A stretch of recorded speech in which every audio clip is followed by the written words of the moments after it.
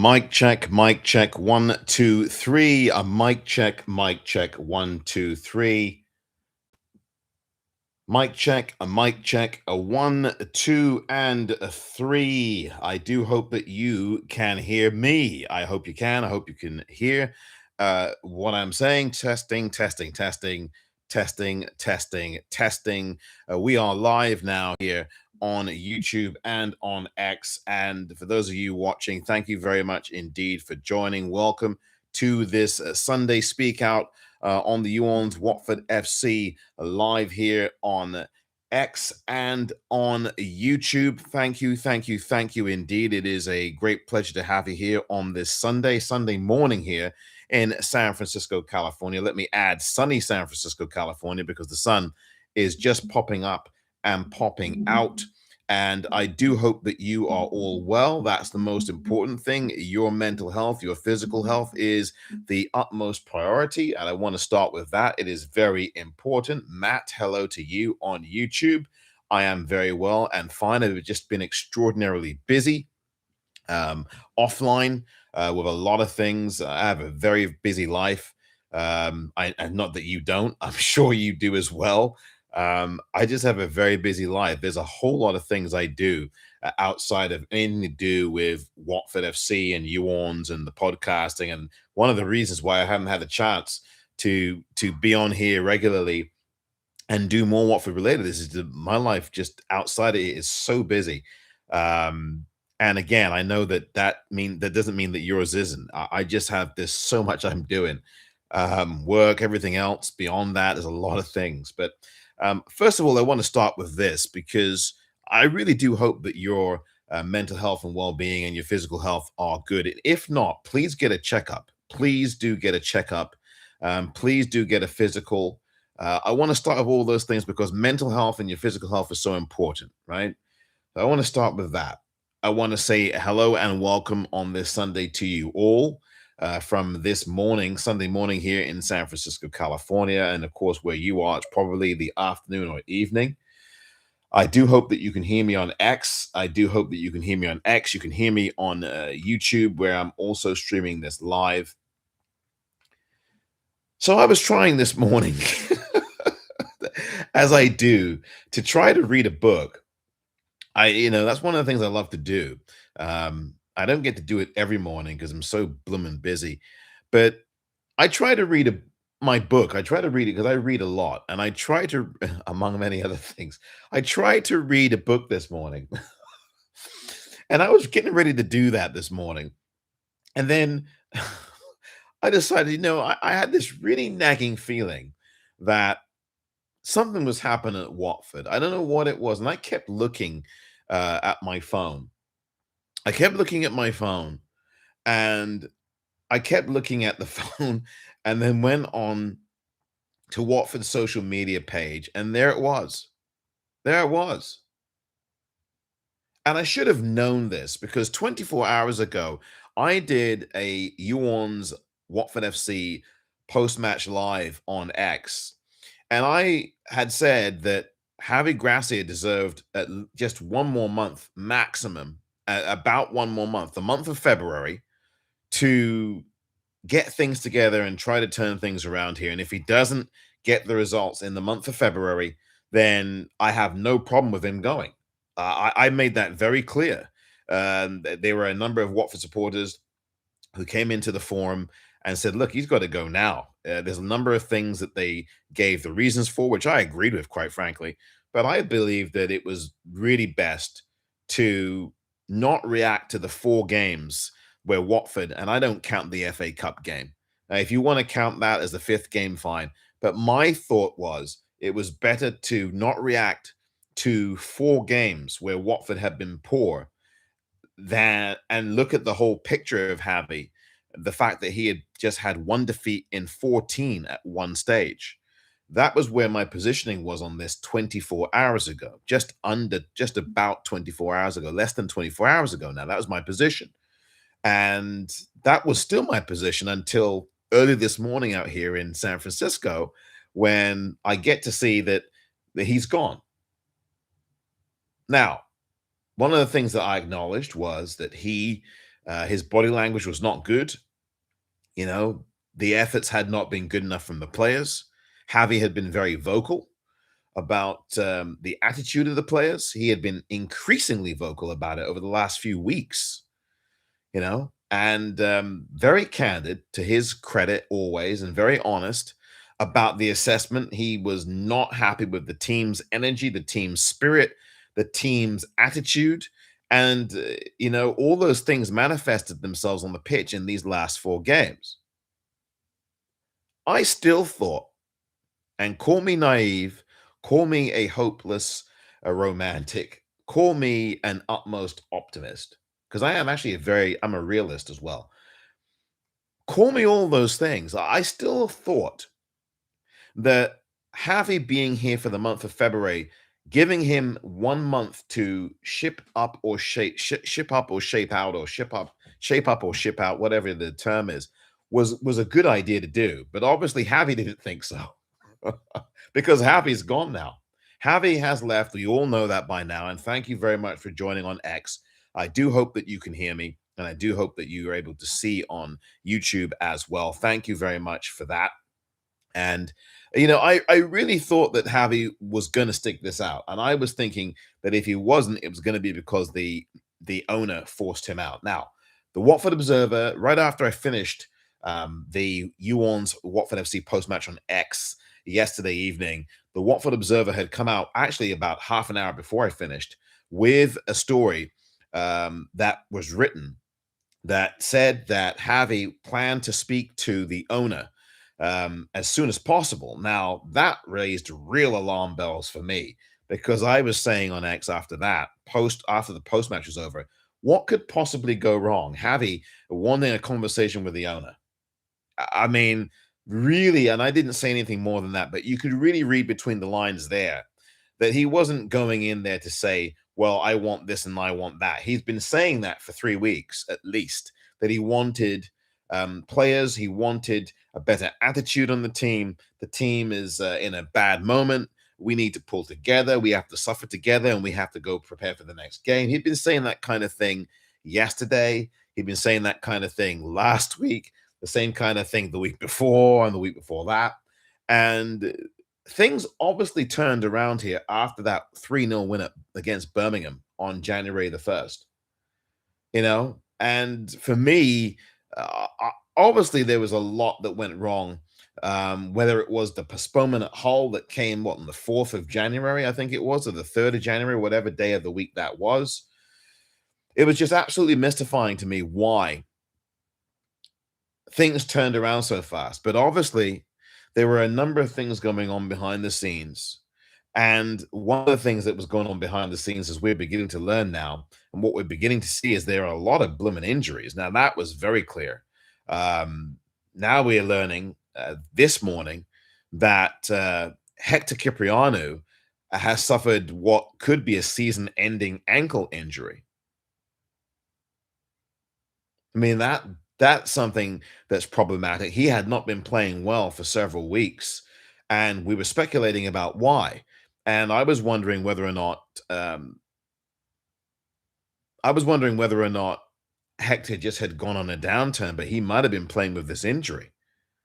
Then you find out during the week or last week that Rocco Vata had posted something on his Instagram, all but saying out loud that he had been gone for the season with an injury of his own, the one that he had, of course, recently in the game against Portsmouth, I believe it was. Then you know that you've got players who are on the outs. Sissoko is going to be announced as going to Panathinaikos. You've got James Morris. He's gone to Bristol City. Excuse me, to Leyton Orient. And interestingly enough, Dan Backman is now at Leyton Orient as well, just for good measure, right? Then you've got Pierre Duoma. They're still trying to work out a move for him. And then you've got, the possibility of Pierre Duoma's going. And then you've got Eduardo Bove, who is here, but he's not going to be playing for weeks. And then you've also got a number of other scenarios. You've got Mfuni here from on loan from Manchester City, and then you've got supposedly another signing coming hopefully tomorrow before the window shuts at 11 p.m. Greenwich Mean Time, which is is 11 p.m. UK time. I really don't know what else to say except that this is sad, infuriating, frustrating, disappointing, and I suppose predictable. Even though before some of you came on, I just spent a few minutes saying that 24 hours ago, I was saying on here that the man deserved one more month to turn things around. But clearly and obviously, and some of the people who came into X talking about this on the post match yesterday were obviously reading the tea leaves little bit closer than I was, because at least one person made it very clear. This is about the club's infrastructure, and I knew that, and I agreed with that. I knew that, but he stated it out loud. Looking at this from a 30-foot view, 35,000-foot view is always a good thing to do. I know I go match by match, but obviously there's always structural things that happen. I've read a number of comments on social media, which is probably not a good idea to do, but we all do it. We want to get the pulse of things, and I'll take the Hornets HQ. Martin will come on in a few moments. Martin, I appreciate that. We're going to bring you up in just a few moments so we can all get to hear what you have to say, because you were on that call on the X post match with us here on Orns just yesterday, just 24 hours ago, less than. So I'll bring you up in a moment, Martin. Anybody who has comments, please write them into the chat. Please do what Martin has done and step right up to the plate. And please leave comments on X if you wish. I'll read them out as well and respond to those. But the last thing I want to say before I bring Martin up is this is really entirely predictable, isn't it? In a way, even though I said what I said earlier about thinking that he should get 1 month more. Structurally, this is where we are. Unstable, untethered, and all over the place. Now you've got Charlie Daniels, Dan Gosling, Adrian Mariappa running the show now before the game on Tuesday night. Is this season over for you? I think that's one question I have. And then the second question I have before I bring Martin on is, where the heck do we go from here? Those are my two questions. If you have any questions or any comments, throw them in. Martin has been very patient, and I'm going to welcome him on. He is the Hornets HQ, and he's doing a great job there. Martin, welcome the Hornets HQ to the Orns Watford FC Sunday Speakout.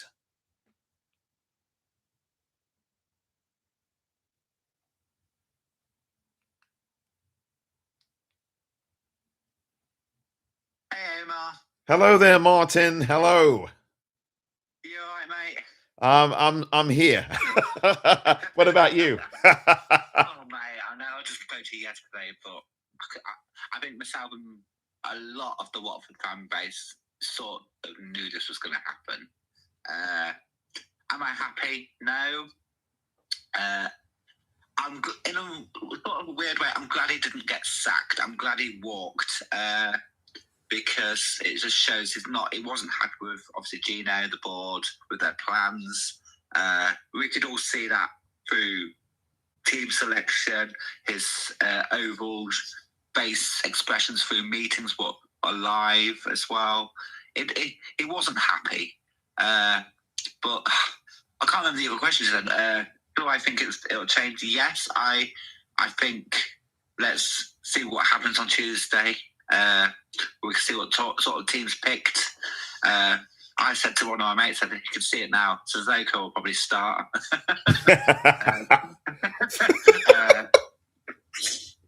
But no, because we all, I think we all know that they're not going to be picking the team. I think someone behind the scenes will pick the team for them to play. But the merry-go-round starts again, doesn't it? Who's the next Watford manager? I don't know.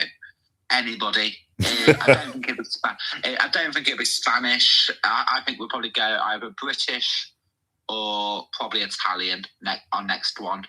I saw on the Watford way earlier that I can't even pronounce his name anymore. Martin, whatever his name is, the old Leicester manager. Yeah, could be looking like he could be him. I spoke with my mates as well. I think they said him as well. But it depends. I've always said I want a manager who will play exciting, attacking football. And I think that with the squad we've got, I think that's what we need. But it's Gino, isn't it? we all know what we think and what should happen, but it's what he thinks, isn't it? Oh, Gino.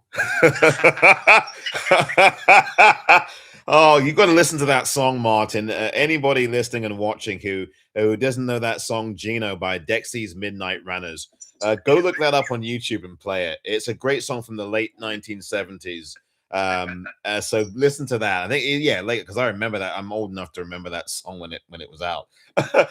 I have heard of it. I wasn't born in the 70s, but I was born close to the 70s. So right. I do know it. So. Oh man, I'm way too old, mate. Anyway, no, continue on there, Martin. I think you're talking about Marty Cifuentes, who was just sacked by Leicester a few weeks ago because he didn't turn things around there the way they wanted. No, I like him, but I just don't think he's Watford. We need. It's like do not scratch. Somebody said do not scratch. Well, the manager at Lincoln would be a good shout. I do believe that. I think he would be a fantastic shout. He's doing a great job there. But I like Will Still. I think what he did at Southampton, a big club. I think he needs a club like Watford with young players, play on the wing, attacking football. I think he would be I think he should be the number one choice. But do I think we'll get him? No. Would he want to come here, Martin? That's the thing, right? Would he want to come? See, that's the thing. I think he would. He would. But I think because I'm sorry, it's a payday job. We're that sort of joke club. It's a payday, isn't it? Because it is. It's like if you're a manager who's not working at the moment, you're gonna think, yeah, we're gonna come to Watford. We'll get a payday. We'll probably get just a year, like 20 odd games. So you just see what happens, isn't it? I tell you what, Martin, it's a payday for the players too, because they know they can just get their wages, turn up for those, and then not do much else. Again, the chemistry in that clubhouse, in that dressing room, is obviously pretty fractured.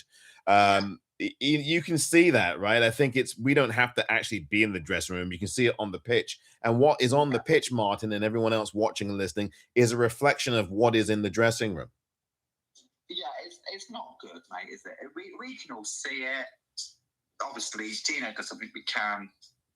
But it just frustrates me because it's like, for the patch, we could all see this happening. It's getting worse and worse and worse, and it is getting worse. But what's sort of quite remarkable, we're only 4 points. Unbelievable. With a game in hand. Yep. I don't know. This just shows this is the season that we should be trying. Look what Millwall are doing. Look at Preston, look at Wrexham. Come on, it's like you got these clubs who are actually thinking, we have a chance to get in the Premier League. And again, Watford we were fourth back in December, beginning of January, just dropping away. But we never have a good January anyway, do we? Really? No, it's very true. And the thing about Wrexham is, I point to that. You just mentioned Wrexham among other clubs. Wrexham are much more stable with everything going on there. Wrexham, what they've done, as you know, and as a lot of people watching and listening know, they have stabilized and they've built a foundation and an infrastructure and a base over several years.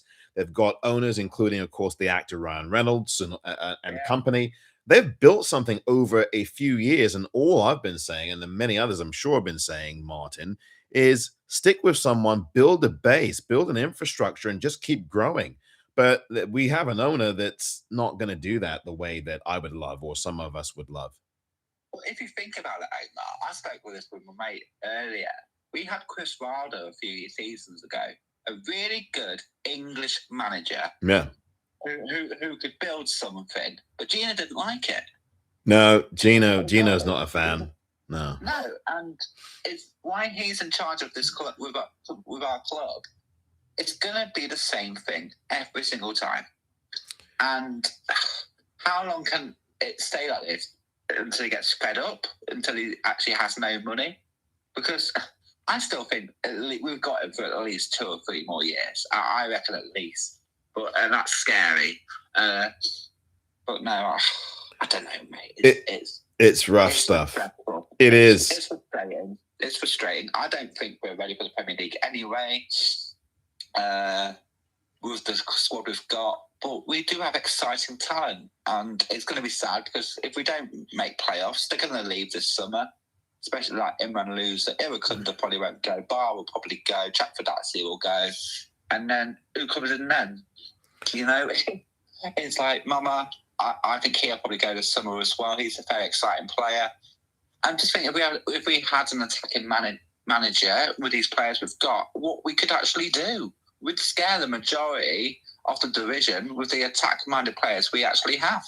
Yeah, that's very true. And as for managers, I will say, for me, I know that maybe Gino is not a favor for English managers, but my whole thing is, to me, the nationality of the manager, to me, does not matter. I think that is quite irrelevant. I do know that he doesn't necessarily like English managers, but I just think that we just need a manager, regardless of his nationality, Martin, who can get this bloody job done. I think, and I'm going to read out a comment before I say what I'm going to say. Matt on YouTube says, "What I love was when Javi was here. He was a manager that wasn't afraid to say things blunt and straight to the point when things were going wrong, which is something managers in the past wouldn't do." And I agree with that comment, Matt. Thank you for it on YouTube, because it's true. Right. But whether it doesn't matter the nationality, Javi was very honest here, and he did absolutely try to get things moving here in this second stint. He had gone, again, I want to remind people of this. I'm not talking directly only to you, Martin. I'm talking to everyone who's watching this thing. I want to remind folks of this, because I didn't say this enough times yesterday on the X platform that we did our live on there, is that the man did have under him at one point 1 defeat in the last 14. And I understand, everyone watching and listening, that football is a what have you done for me lately business. I understand that. So the man did get 1 defeat in 14, and he did have 3 clean sheets out of 4 with the same players. I know the big thing that was missing in these last 4 games were 2 people, Elaine and Pollock. Pollock injured, Elaine back at City. Does that have something to do with the defensive problems? Yes. However, there were defensive frailties whether they were there or not. There is a big job here. Now I'm speaking back to Martin singularly. Martin, there is a big Martin, there is a big job that needs to be done here, because we can talk about the recruiting that's been problematic over the years, but look at what happened last summer. 14 players in here. Most of the Watford fan base loved what Gino did last summer. But now what? Where are we now? 6 months, 7 months, 8 months later. Javi was here for 4 months. 4 months and he's gone. Well, think about it on this way. So we signed these 14 players. Yeah. But one of the additions, what I'm going to want to say is about Mendy. Yes. We actually, I can't remember the player, but I spoke with Pete, who's in the chat earlier. We had another centre back in the door in talk with more experience. I think he was at Sheffield United, but they decided to go with Mendy for the young players to bring in the model what Gino wants to bring in. But no, I think with this squad, it's great seeing young talent, absolutely brilliant. But you got to bring them through. We've got a great youth set up. We don't see any of these players. Maybe 1 or 2 get on the bench sometimes, but won't get on the pitch. Right. But it annoys me because we do have quality in this club, but we just don't bring it out. It's like, why didn't Javi bring this Mendy through? Has he got an attitude problem like what he's saying with Bar, Irakunda? We don't know what goes on behind the scenes. We don't. We can only surmise and speculate, Martin. Yeah. When you say Mendy, because there's 2 Mendys, foremost Mendy, and there is the Mendy in midfield, Papi Mendy. I guess you're talking foremost Mendy. I'm not sure. Foremost Mendy we've seen once playing at our position at right back. I think he played against Portsmouth. Was it Portsmouth? Yeah, he did. Yeah. and we had a I terrible think. game I then. think. Yeah. But for Pollock and Elaine, I think we miss Pollock. He's a leader at the back. But let's say Ben. I remember a lot of people saying he was really promising, really good. Yeah. But no, he's gone down the line. His confidence has gone. Abankwah, I like Abankwah, but again, he frustrates me as well. Pollock actually never frustrates me. I like Pollock and Elaine. Don't forget with Elaine, again, I'm going to say again, me and my mate had a chat about this earlier. Harry didn't play to start him for quite a while. He only came in December, I want to say end of November, December time. So he wasn't always in the front line to be picked. But no, I do miss Elaine, and that's why we've got this young lad from City. I think he spoke for Elaine and obviously told him about the players, but I don't think we'll see him much either, to be honest. Yeah. It's really problematic, isn't it? I mean, the other thing is, what happened to Jeremy Petrie? What happened to him? Well, I can answer that as well. Is he on the side of a milk carton or something? I think so. Good gracious me. He's not played in at least a month and a half, if not more. But the thing with Petrie, he doesn't fit Harry's system. Right. That's why we're not seeing much of Irakundu and Barai, because he doesn't like attacking wingers. He likes inside wingers who play like midfielders. That's very true. We saw it with Will Hughes in the Premier League. That's why we see Ince in a lot of games. I don't think we're going to see Ince much now, sadly. Yeah. I do think Ince is a great player, but I think there's just so many things they can do. It's like bring all these attacking players, ring backs in, and then bring a manager who doesn't play the system. That's what Porto does. It's what he's always done. But sometimes I think he doesn't know what he's doing in football, to be honest. I really don't. Yeah. No, I don't disagree with you there, Martin. The other thing is, and anyone else who wants to comment is free to do so. You can hit the request button and we'll all have a listen to what you have to say. If you're not going to come on camera on the mic in it, or you just don't want to really speak audio wise, then you can just type in a comment. We'll read it out and then we'll respond to it here as well. The other thing is, Martin, and everyone else watching and listening, and thank you very much for doing so on this Sunday evening now in the United Kingdom, or wherever you might be across the world. The other thing is that what does this do now? And I invite anyone to comment on this or respond in the chat on YouTube to the fragility of these players, because now this is a young squad. And as Martin has just pointed out, you're looking at a squad now that's probably not going to have Ince playing on it regularly. I don't look at Loser as a leader. I don't care if he's got an armband on. And I'll ask Martin and others to comment on this. I don't care that he's got an armband on. That don't make you a leader, mate. Because somebody slaps a blooming captain's armband on you, that don't make you a leader. Look at Dan Backman. Two red cards, right? Look at him. Look at Loser, red cards earlier this season, and got into a scrape earlier this. I mean, and he's had disciplinary problems, and I know he's had some tough things go on off the field. So I'm not, he's a resilient character, a resilient human being, but his comportment on the pitch is not leadership quality, which is why a few days ago and a few weeks ago, I kept asking people online, fellow Watford supporters, is when things are going pear-shaped, who is the leader out there? And most people said Matty Pollock. Yeah. Probably about right. I think I actually, in my own poll, I think I voted for Tom Ince. But Tom Ince probably doesn't even have the respect of lots of Watford fans because of I know he should, but because of all his past associations with other clubs and blah, blah, blah. Maybe he is getting more respect these days because he's a solid professional, Tom Ince. But really, again, the question becomes, for everyone watching and listening, who is the leader on this pitch? It don't matter now who they bring in here, right? I mean, it does matter in a way, but then it doesn't. We've seen 22, 23, 24 managers in, 12 years, 13, whatever. The question becomes, Martin and everyone else, when things are going pear-shaped on the pitch and in that dressing room, who among the players is the leader? Who do Watford fans think is the leader out there? Because that, to me, is an essential question. Over to you, Martin. Okay, for me, obviously, if Matty Pollock was in the in the team playing, then it'll be him. But I think at the moment for me, it's Ngakia. I think Ngakia has been with us a long time. I think he's one of the longest serving players at the moment. He is, yes. That's correct. And also you got Kayembe as well. I like Kayembe. I know a lot of fans don't. But Bowler is. I like Mark Bowler. I think he's had a fantastic season. He has. And I think he's going to be our player of the season this year. But no, I think there's a few on there. I agree with you with him, man. I think he's too. He's a fantastic player, but captain-wise, yeah, I agree with you. I don't think he's to be captain. I think he sees red quite a lot, doesn't he? He does. Like we say, like Paul Robinson we had back a few years ago. Robbo, yeah. Get stuck in, Paul. That was Robbo. I know. I remember them days, mate.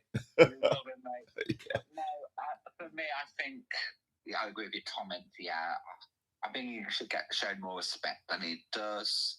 But I think you've got to say Ngakia for me. Ngakia can give you so much. He's playing a lot better. He's in the squad a lot more this year. He's shown the player he is. But he would be my captain, to be honest. That's a great call, and I'm a big fan of him in Ngakia. I think up until a few weeks ago, I had him as the player of the season thus far. Yeah. I thought he had been the most consistent player for us. If you look across everything, I know he was out for a game or two here or there, but maybe he's not quite up that level now, but he's still very good. I think he's been very valuable to this squad. He is a leadership type player. I totally agree with that, Martin. And for everyone else, I would also say about Ngakia, this man's paid his dues. There are a lot of Watford supporters that wanted him gone from here a few seasons ago. A lot of Watford supporters who absolutely was who were slagging him off. And I was one of those Watford supporters here who said, give this man time. I think this man has got some potential here, and he needs to be given the time. But again, I know football, and for the fan base, it's a fickle enterprise. It is all about what have you done for me lately? No, what have you done for me 2 minutes ago? That's what it is now with the world of social media, Martin, and everyone else. That's what this is. And so, that's why on the Orns post-match yesterday, I really do believe in discernment, the art of just kind of being a bit more careful about the kinds of choices that get made and the kinds of moves that get made. And that runs very counter to the culture of social media and to a number of Watford fans on social media. Because, I read some comments that were saying, yeah, Javi, good riddance, get out of here today and yesterday. People who wanted him gone. And I know you were one of them, Martin, but you had a bit more empathy and you looked at it a bit more balanced than a lot of people that I read online. And then I saw people, and then before you comment, I want to just say this to everyone. And then I saw people saying, the fan base, calm down a bit, let's just, and I am actually in that realm that says, let's just take a little step back, right? And I know the owner is not in the same realm as I am, but let's take a step back and just give the man another 2 or 3 games. And if this thing doesn't work in February, then you move on. Then you do make that change. But of course, Javi did that. Over to you, Martin. Yeah, first that was the player I was on about earlier was Jack Robinson. My mate Pete's has put in the comments. Gotcha. Excellent. Brilliant. No, he gives them probably a couple of extra games. Yeah, I can see that, but in another way, he wasn't willing to change. Right. And that was a major issue for me. Yes. But it's so stressful, isn't it? I think a lot of us fans are like, yeah, let's get rid of the manager, let's get somebody else in. But no, we need to stick with someone. There are managers out there, but we're never going to get the one we all ideally want. It's going to be someone from, I think, someone from like Argentina, a country that we don't know who the manager is, and yeah, it's going to be shambolic, isn't it? We'll see. Can it get any worse? Maybe it can. We'll see, Martin. And we'll also see what happens tomorrow. This is going to be a very fascinating next 24 hours because we'll see what happens with the transfer market as well. Martin, thank you so very much indeed for your comments. Take care, mate. It's the City game now, but thanks for having me. All right, mate. Take care. Thanks. Bye-bye. You're welcome. Bye. And that was Martin there, the Hornets HQ. Always a great job done by Martin. Absolutely. Listen, we were talking about this yesterday for the Watford supporters, and obviously what we're going to see, and I know there's a lot of other football going on, and I'm not going to keep you too long. I've got lots of bloody stuff to do today. I'm sure you do too. But the thing is, for the Watford supporters, and thank you very much for listening here on X and also for watching on YouTube at Orns WFC. It's a real pleasure. Please subscribe there. It would be greatly appreciated.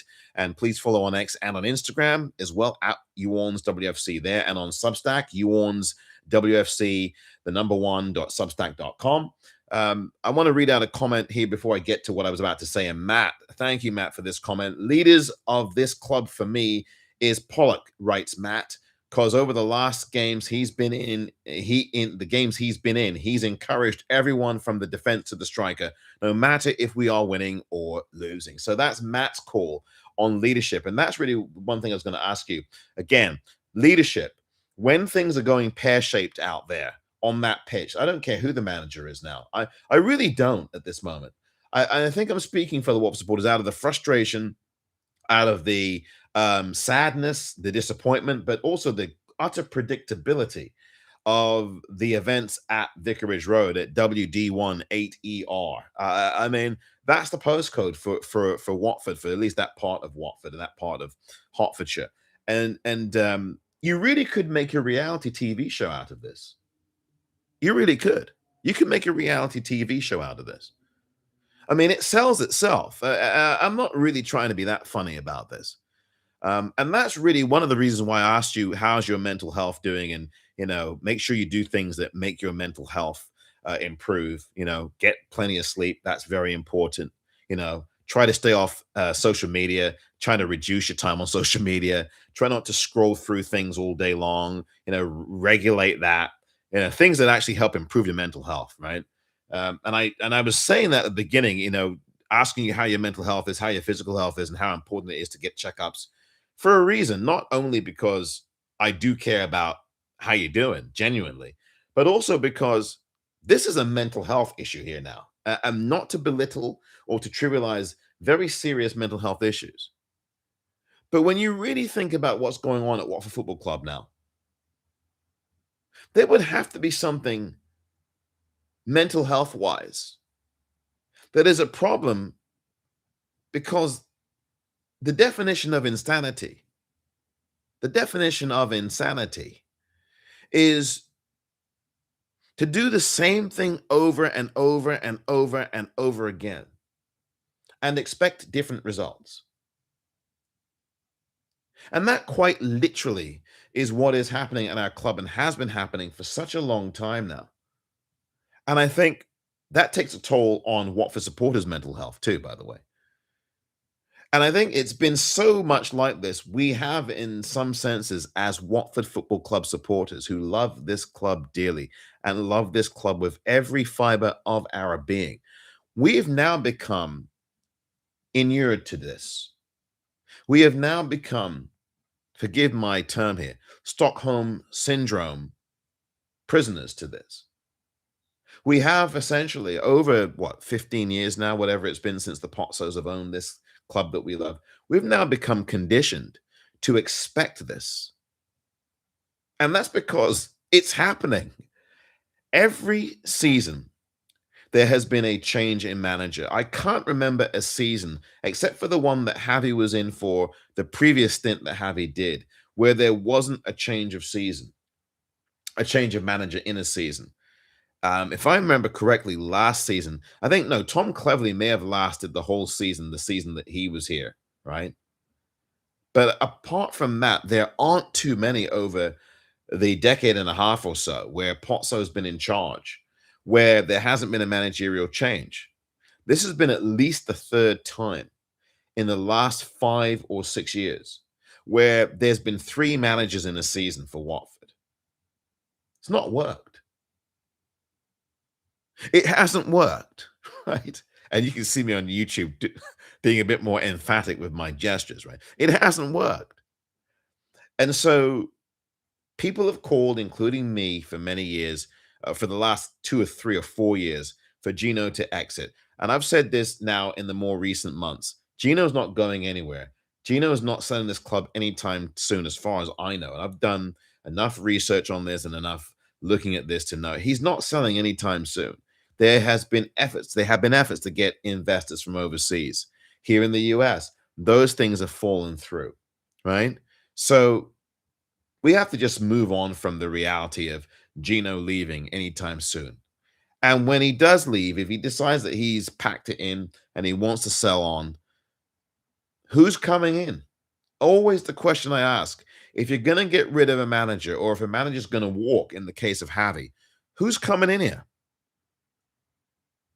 Because again, I'm really not so sure that sacking the manager is going to change anything.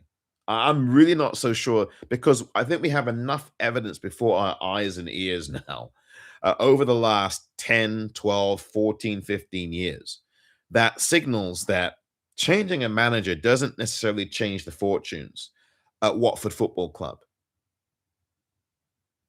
You can't sack the players, as I said 24 hours ago on the Orns Watford FC post match. You can't sack the players, right? That you can't do. Manager's going to take the hit. The players didn't really play these last 4 games, and again, I used the FA Cup game, and I just don't include it really, because Watford were never going to advance in that FA Cup. The remit was always promotion or bust, and my whole thing now is to ask anybody who's a Watford supporter here, who listens to this now, or who listens or watches later, do you think that this lot are going to get promotion this season? I know it's probably premature to even throw that around, but as Martin said earlier, and as I said yesterday on the Orns Watford FC post match, and if you haven't heard that, I'm going to link that into the YouTube as well, so you can listen to that, because I was spent a lot of time yesterday talking and explaining about why it was not a good idea for Javi to be sacked now. And I mentioned very clearly about the giving him the month of February, and then let's see where we are. And if he's not turned things around for this team, then he's got to go. Bottom line is, he didn't even get into February. He didn't even get to February. He was obviously very upset, understandably so. Players were not responding. The mood changed very quickly, and it's stunning how that happens. I think that's the thing for me that I'm quite stunned at, is how quickly things really changed, which shows you how fragile the cohesion of the team is. The owner has to take a hit here for that. He has to take that on the chin. I don't care how much you spin this. I don't care how many press releases you put out and how many Watford FC social media you put out saying, well, Javi felt that, it wasn't there and the motivation wasn't there. What if Javi had spoken to Gino and co yesterday evening and said, I want this, this, and this? And then Gino, what if he said no? We don't know. It's dangerous to speculate to that level, I suppose, and I would say that. But what if we don't know what really happened behind the scenes in that conversation? And we don't know whether or not Javi and Gino had been having repeated conversations over the last few weeks. I would imagine that they were, but we don't know that yet. Maybe that will come out in the wash in some subsequent story that Adam Drury writes for the Watford Observer, or maybe someone like Adam Leventhal or whomever. I don't really know. We don't really know what went on behind the scenes, but we know enough based on what we're seeing on the pitch. And as I was saying earlier to the Hornets HQ, Martin, I was saying to him and to everyone watching and listening here, is that what is happening on the pitch is a reflection of what's going on in the dressing room. End of story. That's true of any profession. That's true of any of us as human beings. You walk down the street, you're in a good mood or you're not in a good mood, or you're somewhere in between. And that's a reflection of what's going on internally for you. Internally in your home, internally with your spouse, internally with your kids or your family, right? Same thing with Watford. What's going on the pitch with this men's first team is a reflection of what's going on in the dressing room, in the clubhouse. That's it. That's it. And clearly over the last 4 or 5 games, if you want to include the FA Cup, if you want to include that game, these 5 games since the 3-0 win on the first day of the year, exactly a month ago today, exactly 1 month ago today, was the last time Watford won a football match. And what was going on in these 5 games, if you want to include the FA Cup, is a reflection of what was going on in that dressing room. You can look at the whole postponement on the 4th of January, I think it was.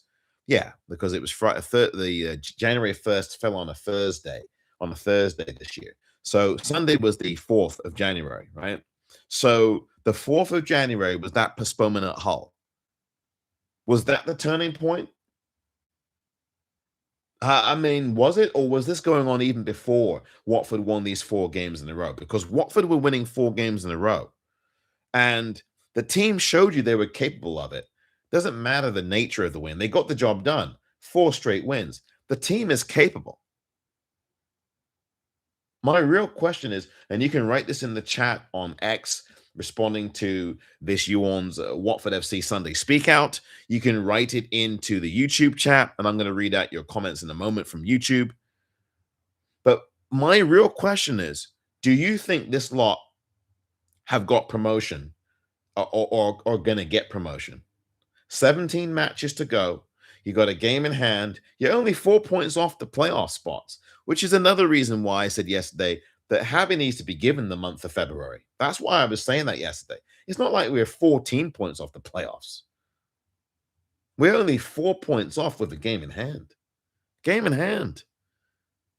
And that's why I cautioned yesterday against some of the reaction that was going on amongst some of the Watford faithful on social media.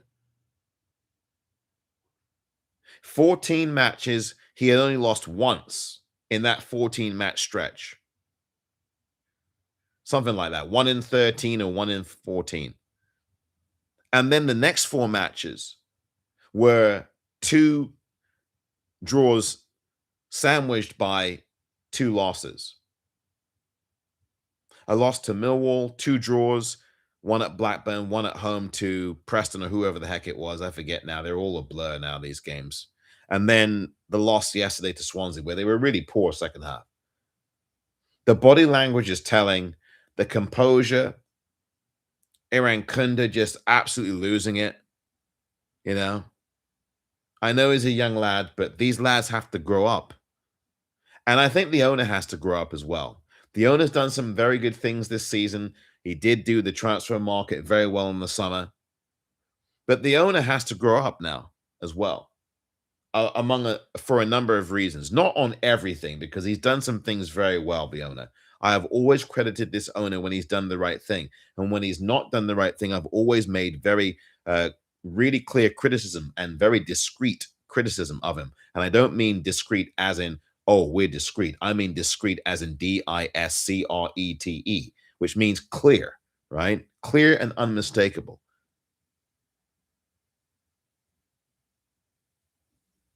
I'm going to read out some comments here because, again, Matt has chimed in on YouTube here, on the YouTube channel at WFC, and continue to listen. Thank you very much, those of you listening on X. We're going to go for a few minutes more here about what's happening with Watford FC. Javi, is gone. He decided to leave, and they put together a press release, the Watford FC folks, and released that today around roughly, what was it, around 1 o'clock this afternoon, UK time, somewhere around there. And adios. It's a shame. It's sad, and it's frustrating. It is absolutely aggravating. And yeah, there's anger there, but there's also a sense of predictability about this. even though I was an advocate for Javi staying for the month of February. I'm going to read out some comments. Matt has been commenting here on YouTube, and I'm going to read out a number of what he had to say, a number of things what he's had to say here the last few minutes. Matt says, I do feel like we've said this for ages until Gino has gone as owner. The manager's door at Watford, writes Matt, is just going to continue to be a revolving airport door with managers arriving and departing. Yeah, I mean, Matt, I agree with you, Matt. I mean, this is, I'm not going to say one of those airports because I almost said it. This is Gatwick. This is Heathrow. This is Stansted combined. Matt, I agree with you. This is Stansted, and I'm not mentioning the other airport. Okay, I'm going to mention Stansted Airport, Gatwick Airport, Heathrow Airport, right? London City Airport combined, Matt. All of the comings and goings and ins and outs. There are more ins and outs with the Watford manager than there are ins and outs with the players. I mean, it's very close. Georgie's probably not going to stay here for the full 5-year contract that he signed. Then we ask ourselves, what is the identity of Watford Football Club on the pitch? We know what the identity is off the pitch. The club does excellent things with family, with charities, with helping people, with being a very strong voice in the community, in providing facilities for seniors, for people who have autism, children with autism. It's a very welcoming environment. I have always loved this club and I've supported this club all my life. And whether it's Anne Swanson and the family enclosure from way back in the day, and Anne Swanson was at the game yesterday. She's at every game pretty much, at the Vic at least. And I saw her from afar here. It's always great to see Anne at the games. She sits in the Sir Elton John. She does not sit in the Anne Swanson. But it's great to see Anne Swanson. I would like to know what Anne Swanson thinks about this, actually. Really. I mean, I don't know what Graham Taylor would have to think. Unfortunately, he's not with us. But penny for the thoughts of Anne Swanson. Penny for the thoughts of Sir Elton John today. Penny for the thoughts of Luther Blissett. And happy birthday, Luther Blissett. If you've not wished Luther Blissett happy birthday today, please do us a favor and do that. Go on X, and his account is at lbliss8. That's LBLISS and the number 8. And go wish him a happy birthday. Okay, that's another thing. I don't think this is the kind of birthday present Luther was expecting. I don't think that Luther would expect the great and the legendary Luther legend, Luther Blissett. I don't think he was expecting this on his birthday. But again, please wish Luther a happy birthday. I really do wonder what Luther's thinking. I really do. And I also wonder I wonder what Tom Cleverley's thinking as well, actually. Tom Cleverley, I think, as far as I know, is still at Plymouth.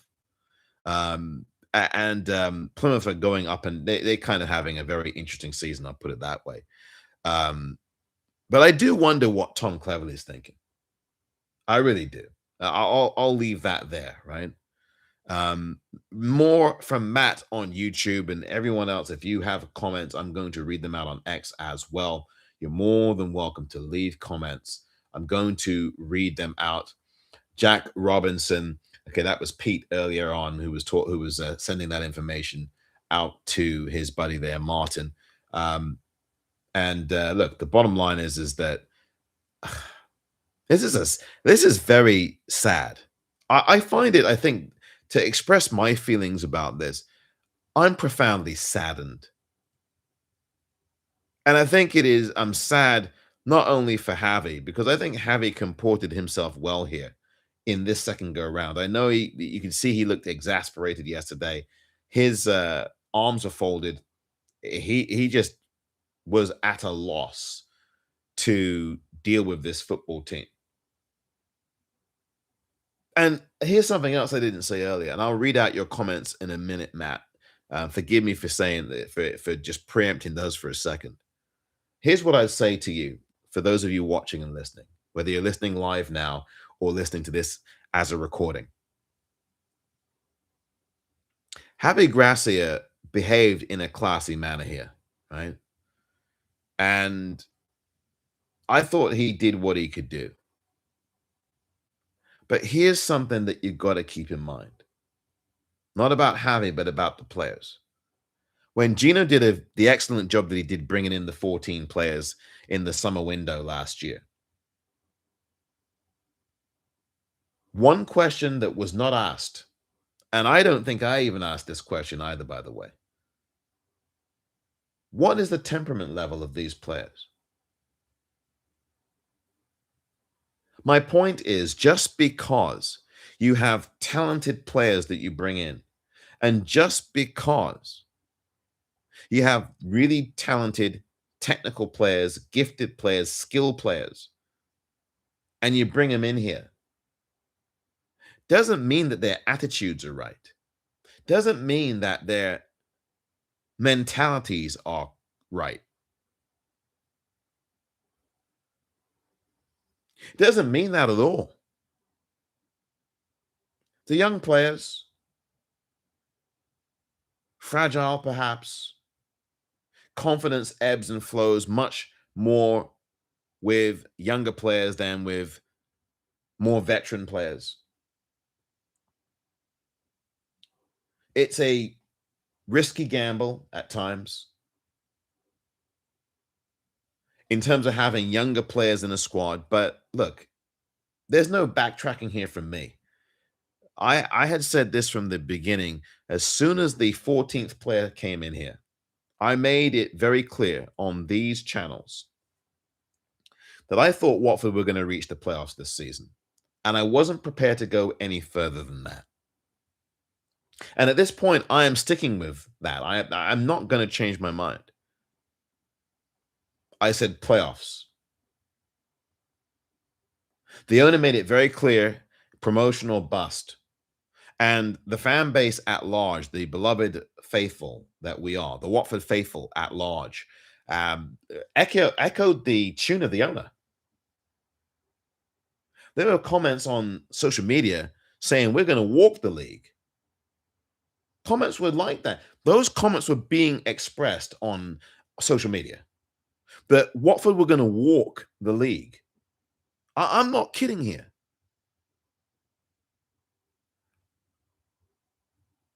My question again, before I go back to reading out what Matt has had to say here on YouTube, my question again is this.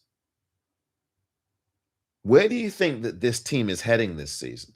And not only the question, where do you think this team is headed, this men's first team, in terms of what position in the table you think they're going to be? Promotion, playoffs, or nothing? Or do you think they're going to start to backslide now beyond 10th place? But the other question I have for you is, where do you think this team's going to be next season? I know it's really premature because we haven't done the business for the summer of 2026 yet. Omar, steady on. Steady on, Omar. Steady on. But these are really critical questions.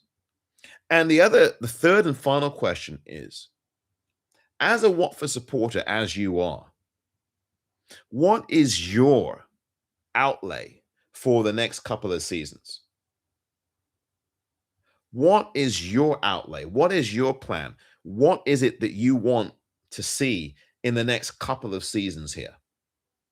Because as was mentioned earlier in the on X here in the Sunday Speakout, and welcome to it, Watford supporters. Wrexham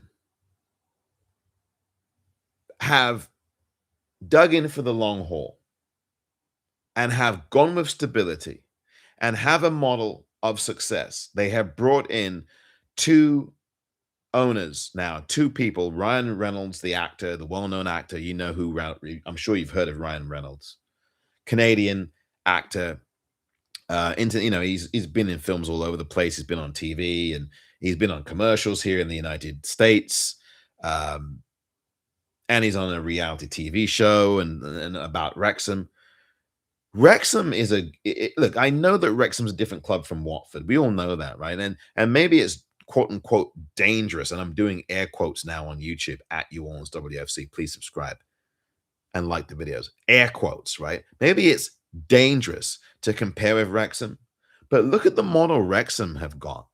And they did it through what? Stability, through careful investments, right? Not shadowy ass spending and behind the scenes stuff that you find out as a Watford supporter 3 months later with Antonio Tivic, which is why the Watford FC, the Watford Supporters Board, now is really trying to drop the hammer here and get some real transparency out this club, out the owner.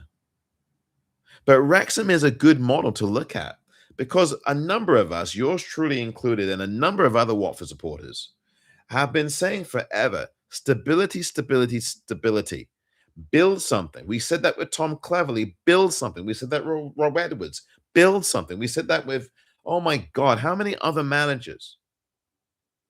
We wanted stability. That's what we asked for, some of us. Valerian Ismail came in here. Some Watford supporters weren't happy with him.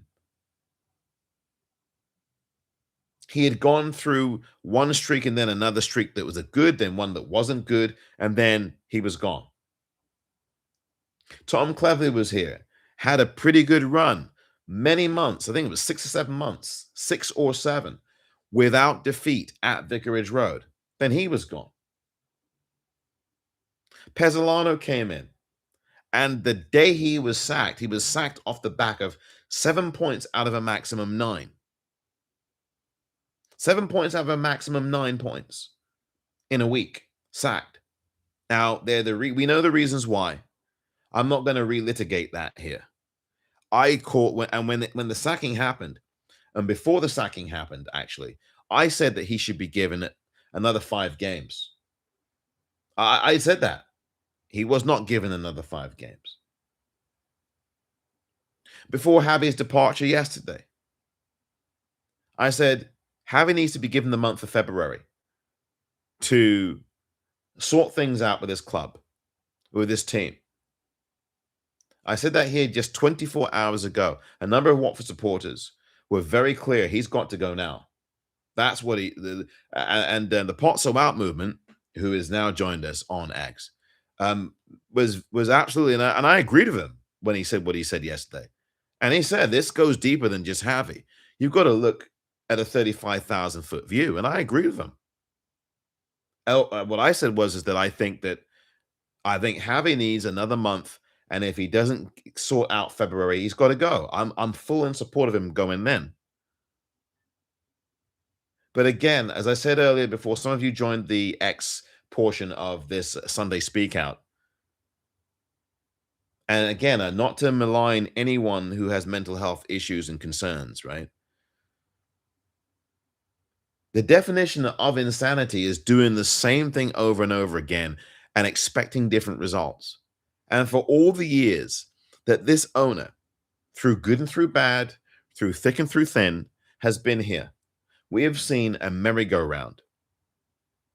And we've had very limited success in the course of that time. Now, I'm not going to begrudge a trip to the FA Cup. I'm not going to begrudge an 11th place finish in the Premier League. I'm not going to begrudge a promotion here and a promotion there.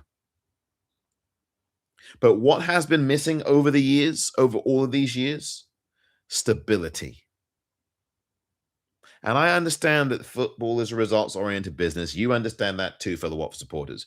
You and I both understand, as fellow Watford supporters, the Watford faithful that we are, is that this is a results-oriented business. It's a very unsentimental business because business by nature is unsentimental. And we also understand very clearly that it's a what have you done for me lately business with a what have you done for me 2 minutes ago owner. And with a social media culture as it is, you're going to get what you're going to get. But there are teams like Wrexham and others, and I get it, different club, who have decided to say, to hell with all this other stuff, stability is where we're going to build from. We're going to actually build an infrastructure. We're actually going to invest wisely. We're actually going to have a 5-year plan here. And we're going to stick to that. And excuse me for this phrase, come hell or high water, pun intended. And Wrexham have done that. And now, because Wrexham, with the appropriate ownership, the appropriate investment, the appropriate care, and the word I love to use, as I used it yesterday, the appropriate discernment. And I'll bring on the Potso out movement in just a moment. I think his name's Charlie. I think that's what someone told me yesterday. With all those things, investment, building up the culture, organization, Wrexham now have fashioned something. And again, risky to compare the clubs, but Wrexham have fashioned something now, and they're in the top six, having been promoted just last season from League One. Just consider that. We've changed all these managers. Some have decided to leave on their own accord, right? Some have been sacked, right? Bottom line here is that we've had limited success. Money is a factor. Money is a big issue here. I'm going to preempt a little bit Potso out. Potso out. Hold on for one more minute because I promised to read out, and I appreciate your patience. I'm going to read out these comments, and I promise to do that the rest of the comments on YouTube. Matt says here, and Matt, thank you for your patience. Before I go to Potso out, because I'm going to give him the opportunity to speak his piece here, right? Thank you very much, Potso out, for understanding that. Because all Watford supporters are welcome here, right? And as long as they're respectful, you can swear if you want, but be respectful. And the people who come on here are, right. I will give everybody a chance to have their say. That's one thing here that you will get, right? Whether they're supporters that you don't like coming in, whether or not, they're going to have their say, and I'm going to give everybody a say because that's what this is about here, right? We can agree, we can disagree, but we've got to keep it respectful. We can swear if you want, right? But be respectful, right? I mean, you might not agree with every Watford supporter who brings across a view, right? But everybody of a Watford persuasion is welcome in here, and know that before anybody comments. But I'm going to come to Potso in a moment. Matt says on YouTube, and thank you, Matt, for your comments as ever. And he's given a number of comments here. Matt says this. Matt writes, Gino isn't brave enough. Gino isn't brave enough to take the blame when things are going wrong with the club we love. That's why he always blames the managers we've had. Matt, I agree with that, mate. Matt agreed. Even the way that press release was worded today on Watford socials, it's just you're now just trying to make Javi's the fall guy here. Oh, we think that this club, these players are ready for promotion, but Javi didn't think so. We're so sad and disappointed. I mean, come on, Gino. Just look in the mirror, mate, once. I've praised you when you've done things right in here. I have. But I've also been very critical of you. And I'm not alone here. And the person I'm about to bring up in a few moments has been also very critical of you. And he's not alone here either. Come on, man. Really? I mean, that's what you're going to say? And I know there's been a million injuries. I know there have. I know Cipriano, we now learn, could be out for the year. Vata, out for the year. Right? This injury, that injury, the other injury. But Gino, can you look in the mirror once, mate? And I know you've done your at our place meetings and you've done your program notes and all the rest of it. And we're spending more time on cultivating lovely shirts. And I love the Elton John shirt, right? The only reason I haven't bought that shirt is because a certain someone has put all these tariffs on that now mean that I have to pay literally double the price for the shirt. A certain someone. I'm not going to get into that because that's not what I'm doing here. But we're spending more time now with different color shirts. And I love color. Just look on YouTube at all the color that you see and the colorful shirts and everything else. I've got every Watford shirt since God knows when, mate. And they all still fit too. I got to laugh here. Let me read out these comments before I get the Potso out here. Matt says, and I agree with you, Matt. Look in the mirror, man. Come on, Gino. Just once. Not for 2 minutes. Give yourself a long, hard look at all these years. You've done some things right, and I really do appreciate that you have. But you've done a number of things, mate, that we've gone sideways on and backwards on. And where's the transparency up in here?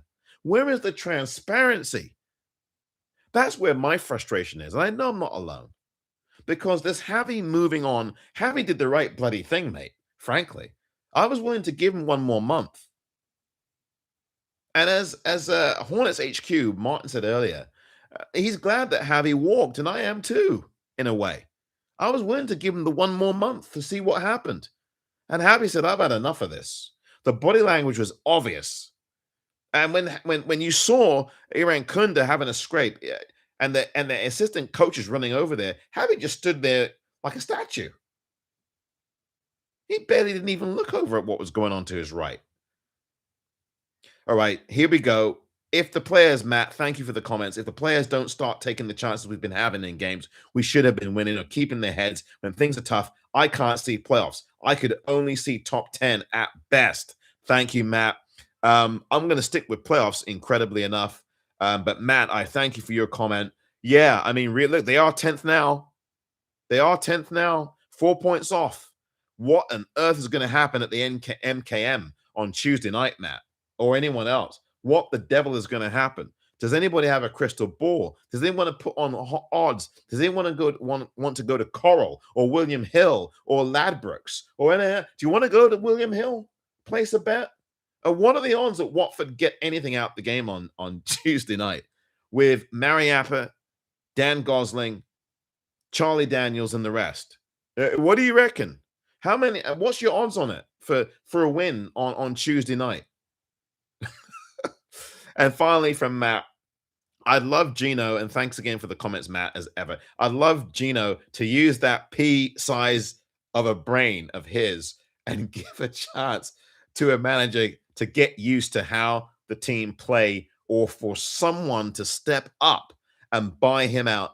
And then finally, we have an owner we can trust. That's a great comment on which to move to the Pozzo Out, who's been enormously patient here. The Pozzo Out movement. I think it's Charlie is your name, but the Pozzo Out movement. Thank you very much. You are here now, and thanks for your patience. Welcome to this edition of the U1's Watford FC Sunday Speakout. Javi says adios to Sangria and to Watford FC, and of course we know he doesn't drink Sangria. But welcome in, Pozzo movement, Pozzo Out movement. Thank you. Good evening, Pozzo Out movement. Good afternoon to you, Omar. Good to see you. Good to hear you. Thank you. Good evening. Yeah, good evening. Thanks for bringing me on. And yeah, it's Charlie. Thanks. No big secret, by the way. So, where do we start with today? So yesterday I said that people need to look at the broader problem, and you've kindly reminded people of that. Today, I think, was inevitable. I personally didn't think it would be as quick. But nothing surprises me anymore with this club, with this regime. Already I'm starting to see people say, what's the point in protesting? What's the point of doing anything? So people are already backing down, and the anger is starting to simmer down. And it's the same old thing with the fan base. Not the whole fan base, but I would say it's difficult to gauge, but the majority on Twitter, let's put it that way, where we get angry, we start to simmer down a little bit, a new manager will be announced, and then we go, let's get behind the new manager. Well, that's all well and good if that's one or two times, but we're 20 plus times now where we've had managers, and people will keep falling for the PR, they'll keep falling for the spin, and it's just frustrating. And what we need to do is actually get a defining moment where we say, no, enough's enough. And my question to people is, when's that moment going to be for you? Are you going to wait till we get relegated to League One if that happens? Or League Two? Or if we go out of business? When is that moment where we're going to say we need to do something? Now, from a very cold start, we managed a protest when we played Leeds away about a year ago now. And we had about 40-odd people turn up. It was friendly, it was peaceful, it was vocal, but it was certainly respectful. And we got pelters for that from certain parts of the fan base. So I said, well, what's your idea? What do you want to do? Oh, nothing. We just want to carry on. That was the main kind of reply I was getting. Look where we are now. We're no better off. We are millions of pounds in debt for this ride that we had in the Premiership and the Cup final. Yeah, it was good fun. But we're millions of pounds in debt now, and we're arguably in a worse situation now than we were before the Potsos took over. So what do people want from the Potsos? I'll tell you what I want from the Potsos. I want more transparency and a clear strategy that is shown to us. We don't have that. I don't want the shenanigans that I'm hearing about that go on behind the scenes. We're still getting that. There are some very, very questionable business deals that have happened between the club, and this is fact, this is out there. There are some very dodgy, sorry, I rephrased that, I've got to be careful with my words. There are some questionable business arrangements that have happened over the years at Watford, and people who weren't actually in business before, but then opened up a business that offered travel consultancy, and the club were one of its customers. And this person that runs this business is a very, very close relation to a certain CEO of the club. You know, these little things all have an effect on the club. So I go back to what can we do and what's the point? Well, we can't hold a gun to Gino's head, metaphorically speaking, of course, and say sell the club. I get that. No one is saying that we can. But we can at least make it difficult for him, make him think twice, make him think, do you know what, is this really worth the hassle? So things like boycotting the game, that would be a good place to start. Things like not spending a penny in the club shop or in the ground, that's another good place to start. Being vocal in the stands, that won't cost you anything. If you are going to go to the games, at least sing a few songs aimed at Gino and the board. And again, I'm not advocating any violence or any unpleasant abuse, but just simple songs, get out of our club. You know, apart from your voice box, it's not going to hurt anything else. There's a lot of things that can be done. People can go to the training ground, not trespass, obviously, but they can stand outside the training ground with placards. It depends where your passion is. Now, we can all sit on Twitter and have a vent and let off a bit of steam, that's fine. But when it actually comes to putting boots on the ground, we need to start doing something. And we need to come together because it's not going to get any better. You know, he's now at the stage where he's grabbing players in, he's grabbing managers, hoping for a lucky break. And that can happen once in a million. But even if we did go up this season, what do you think is going to happen next year apart from there'll be a few hundred, over 100 million in the bank? Where do you think that money's going to go? It will disappear. If you think of all the money we've had from the repeated seasons in the Prem and the parachute payments, with millions of pounds in debt, where has that money really gone? So we can all sit here and, you know, have a vent. That's fine. It's good to talk.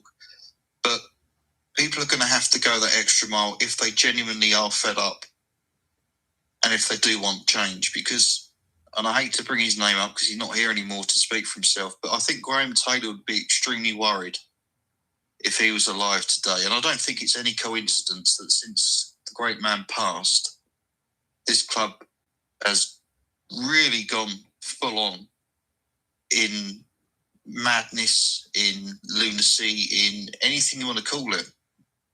And I don't know how you feel, Omar, but for me, I'm not surprised anymore. If Watford were to employ an alien as the next manager and said that they had a good pedigree, I really wouldn't.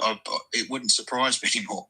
And that's how I feel. And people need to just go away and have an individual kind of conversation with themselves at this point, because I've tried to rally people.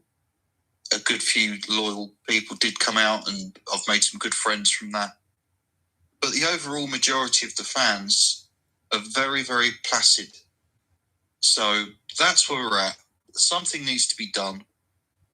People, it can't just be one individual like myself.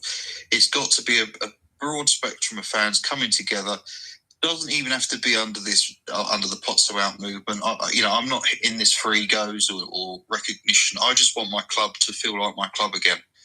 And it's a very dark place at the moment. So let's see what happens.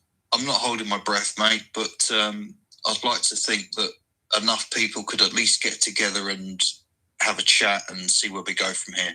Yeah, and well said. I second what you're talking about in every way because you've said this for a number of years now, and I've said some of this. You've said this very consistently. You have, Charlie, been very consistent about your point of view on this, and I have called for this at various points as well. What is it going to take for the fan base to arise and awaken from its slumber? You're seeing the club tank and tank and tank over a year, 2 years, 3, 4, 5. I mean, I think a lot of us, sadly, Charlie, some of us in the Watford faithful, some of us are, it seems, resigned to this madness, this absolute lunacy and chaos at this club that we love. And at this point, yeah, and I've said this various times as well.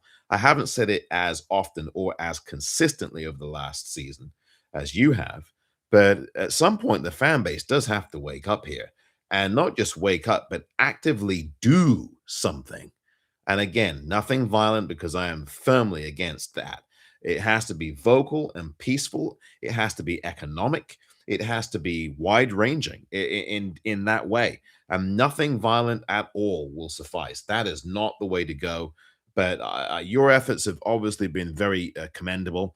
And I do believe that people are gonna have to start moving the needle at some point. And I agree, the fan base is so placid. Oh my God.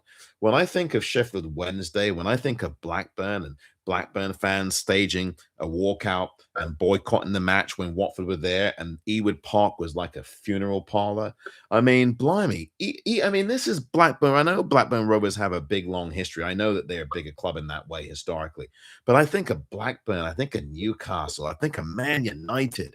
The fans have been doing this for 20 years with the Glazers.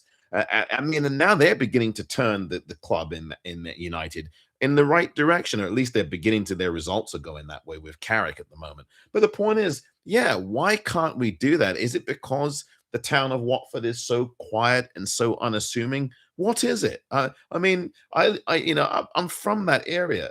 I live here in San Francisco now, but I'm from there, mate. You know, over to you, Potso out, and I'll come to Holly 68 as well afterwards. Potso out, it's your turn. Yeah, thank you. I'll be brief, so my good friend Holly can come on. A couple of things there, Omar. I want everyone to just kind of think for themselves over. First of all, I don't think Gino Pozzo is actually that aware of the climate at Watford with the fans, because he's got his front man, Scott Duxbury, and it'll be interesting to know, because Pozzo isn't there all the time. We know that, right? I have heard that he's moved back to Italy since the Labour government changed the tax status. Anyway, that's a side note. Right. But so I don't know how much Gino is aware of the unsettled fan base. Now, that's another good reason to be vocal and to protest or whatever, because he will have to hear about that, or he will hear about it, especially if the takings are down in the ground. The second thing I want to say is, I'm not going to dig anybody out here, but I did have a meeting with somebody from another podcast about a year ago again, funnily enough. And they were on the cusp of joining me. This is when Tom Cleverley was being treated badly. They were on the cusp of joining me in setting up an official campaign. And I left that meeting. There are other people there that can vouch for this. And I felt like we were getting somewhere. And then within 48 hours, there was radio silence on their part. And the problem is that there are so many people that are fearful of this regime. I've heard horror stories. I've been on the end of a telling off on an email before myself. And I just politely stuck two fingers up at this email and sent a firm reply back that you're not going to take away my free speech. I'd rather never come into your ground again than lose that. People are just fearful that they're going to get banned, or they're going to get told off, or they're going to be invited to one of these Watford FC education centre, that's not centre, lessons that they have. What I would say to you all is the club have no power over you whatsoever. As long as you behave yourself in the ground, and I would hope people would do that, and you're not stupid on Twitter and come out with racist or homophobic stuff, which is totally wrong. You're entitled to an opinion. You're entitled to tell them how unhappy you're feeling. Whether you want to go to the game and chant, whether you want to put a few critical tweets out, we need to stand up to these people, because there are certain people in that club that are bullies. So just don't be afraid, because I've spoke my mind so much over the last few years. I can still go to games if I want to. I gave our season tickets up, but there's been a couple of times I've been offered free tickets, and I thought, well, it doesn't go against what I'm doing, because I don't want to give them money. So yeah, I'll go and support the team. So don't be afraid of these emails. Don't be afraid of any backlash, because there's very little they can do. And even if they do ban you for a few weeks, on recent performances, you'd probably be thankful for that. But anyway, that's everything. Thank you very much. You're welcome, Charlie. Thank you very much. Pots About Movement. Charlie, thank you again as ever. Really appreciate those comments. Charlie saying a lot of very well-considered things there that I think we really need to be talking more about. I think that he's spot on. Really is. He was on here yesterday too. I'm going to come to Holly in just one moment. Charlie's spot on here. At some point, though, we see what's going on right in front of our eyes, mate. Merry-go-round madness, questions about finances, transparency in question. You've got a Watford supporters board now that's calling for things, and I'm sure there's a lot of politics and a lot of this stuff that I really don't want to really get into at the moment. I really don't. That's for another day, and I've gone into this before, but there's a lot of moving parts. But people, and I agree with that Charlie just said there at the end, at some point, you've got to be vocal, mate. I mean, this is like being on the Titanic and going down in slow motion.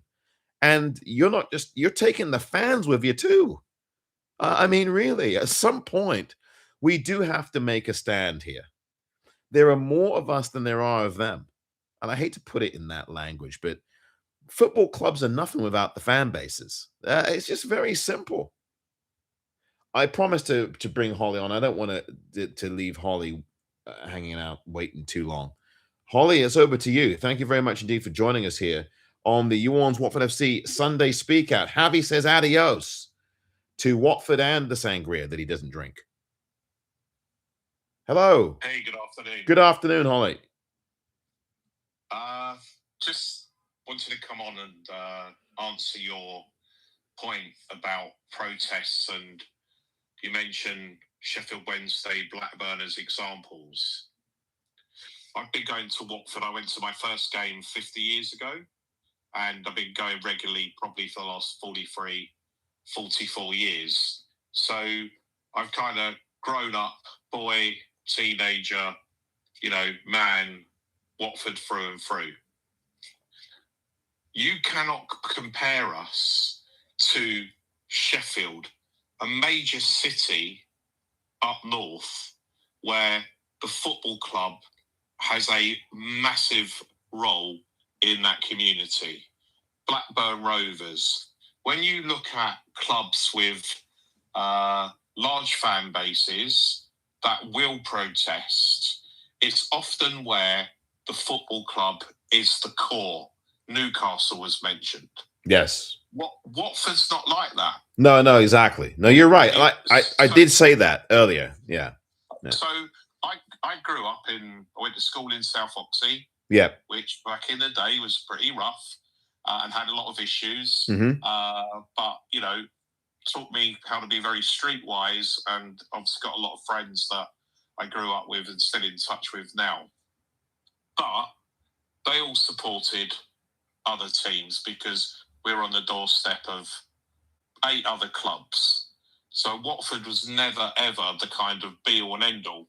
If I went to school in Newcastle, everyone at school would be a Newcastle fan. Right. You go to school in South Oxley or Bushy or Watford, half the school were other clubs. That's right. Stevenage and whatnot. Yeah, absolutely. Well, I doubt Stevenage, right. But, right. Chelsea, West Ham. Well, yeah. right. So, right. Go on.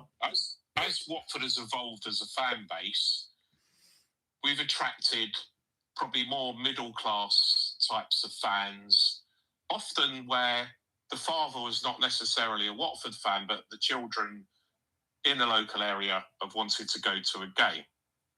And so therefore, again, it's a different type of fan that has grown our fan base from, the 7,000 or 8,000 that we used to get back in the old, Division 2, Division 1 days as to where we are now. And then when you go in the Premier League, you get like football tourism.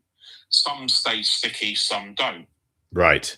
In the last couple of seasons, I bought a ticket up near enough match day. And I've sat in the Elton John, in the Graham Taylor, in the Rookery. I can tell you, even yesterday, there was no one really booing or upset around me because most people there are passive. So when we talk about protest, it's not going to happen. Protest at Watford is people voting with their feet and not going. It is not. No one's going to do a big march down the high street to the grounds. You'll get maybe 250 people maximum. Most people will go, I don't give a shit, I won't go. The only time I would foresee a mass protest that would get those kind of middle class or people who feel passionately because their kids are big fans is ever if we were got to go bankrupt, which we nearly did under Bassini, and even then there was no big protests. That's right. Lots of online warriors, but not actual physical protests. I remember that. Yep. I think it would have to literally be relegation to League One or bankruptcy going into liquidation minus 10 points. Yeah, Holly, listen, I'm for some reason, I don't know if you just 100 people. Oh, you just cut out for a sec there. I'm sorry. Sorry. Yeah, I said even. Oh man, for some reason, Holly, we're not able to hear you at the minute, because you were really saying some things that. Just missed you. Go on. With their feet. Right. Watford fans vote with their feet. They don't protest verbally. Holly, I mean, the points you're making are all well taken. And one thing I would say before you come on, and I did say this about those other clubs, and I talked about Wrexham and these other places too, and I did cite that it was a dangerous comparison because I do know that those cities and clubs are much, much bigger than ours, obviously. And as you quite rightly pointed out, those places, especially Sheffield Wednesday and Newcastle, them kind of clubs, that is the heartbeat of their whole town is the club, and so really it's kind of like a religion up there. Those kinds of clubs, and as you said, in the north, and so I definitely hear where you're coming from on that. Continue on. Yeah, and I think that you made a great call out there. Religion in those places where people protest, it's a religion. At Watford, it's not a religion. Very true. Very true. And as you point out, just since Watford's just north of London itself, as you said, there's a million other clubs, and like you said, not Stevenage necessarily, or maybe who knows, but usually not, right? And so there's a million other clubs around, as you point out, and it's your points are well taken, Holly. And I've been a lifelong Watford fan, like you have, and I've been around the grounds for many years. I'm here in the United States now, but I still fly back from time to time.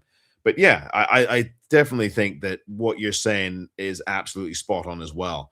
I would love for us to be more vocal in that way, but protesting is silent for us. And I think that's the nature of the beast. And as you said about Bassini, that's spot on too. Hardly anybody moved a finger with that situation with Bassini. I remember that. And it was a very passive risk. I mean, people were saying what they were saying, but yeah, at the bottom line, movement with the feet, to the extent that people are able to move, is the thing that I think can happen. But it's not going to happen really with a club like this one. Geez, I guess the question then becomes, Holly, what can we do, or what do you think the fans can do solution wise? What would you advocate at this point? Don't go. Right. In a nutshell. If you don't like it, don't go. Right. Because no one's going to protest. All the reasons mentioned on this chat already about warnings, bans, all that. If I was to take a Pozzo out sheet into the next home game, I'd get thrown out and banned. Yeah. There is a dictatorship, but because, again, of the sheer nature of the way we are, if it was Millwall, the people would storm the director's box. The directors would be in fear of aggressive behaviour, and obviously we don't endorse that. Right. But Watford has a different type of fan, which the club have taken advantage of by being bullies. Right? Yeah. There is no freedom of speech at Watford. If anyone went and shouted at Duxbury, I know he disappeared behind the glass during the game because obviously he probably knew what was coming. But if anyone shouts into the director's box, they'll get photographed and banned or warned.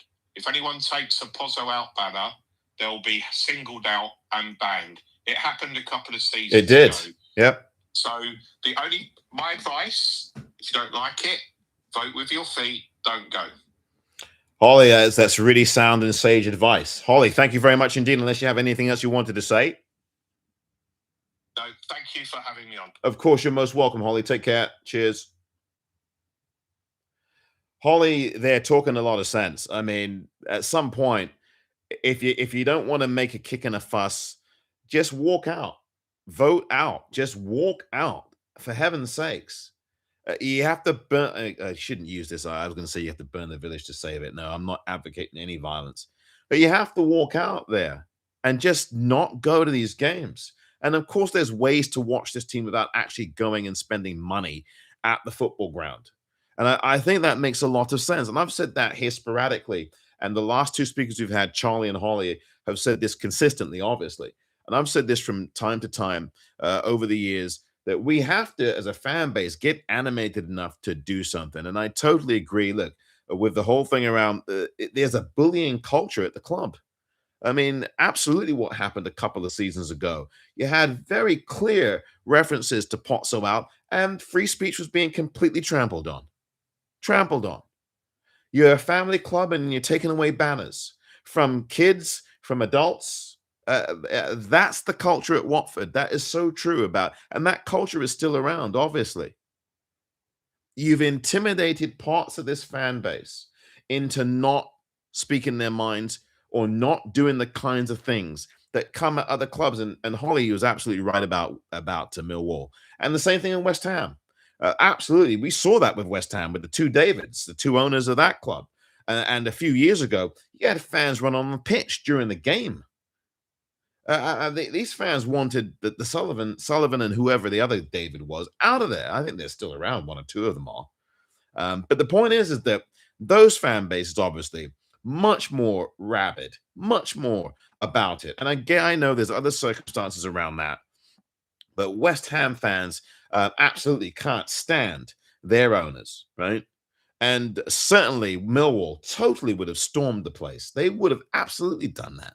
I remember years ago when Millwall and that club that we shall not name, that are neighbors to the north of us, they had a Milk Cup match back in the day. This is 40 some odd years ago. And they were fighting on the pitch and throwing seats out of Kenilworth Road. I mean, again, I'm definitely not a fan of any kind of violence like that or anything.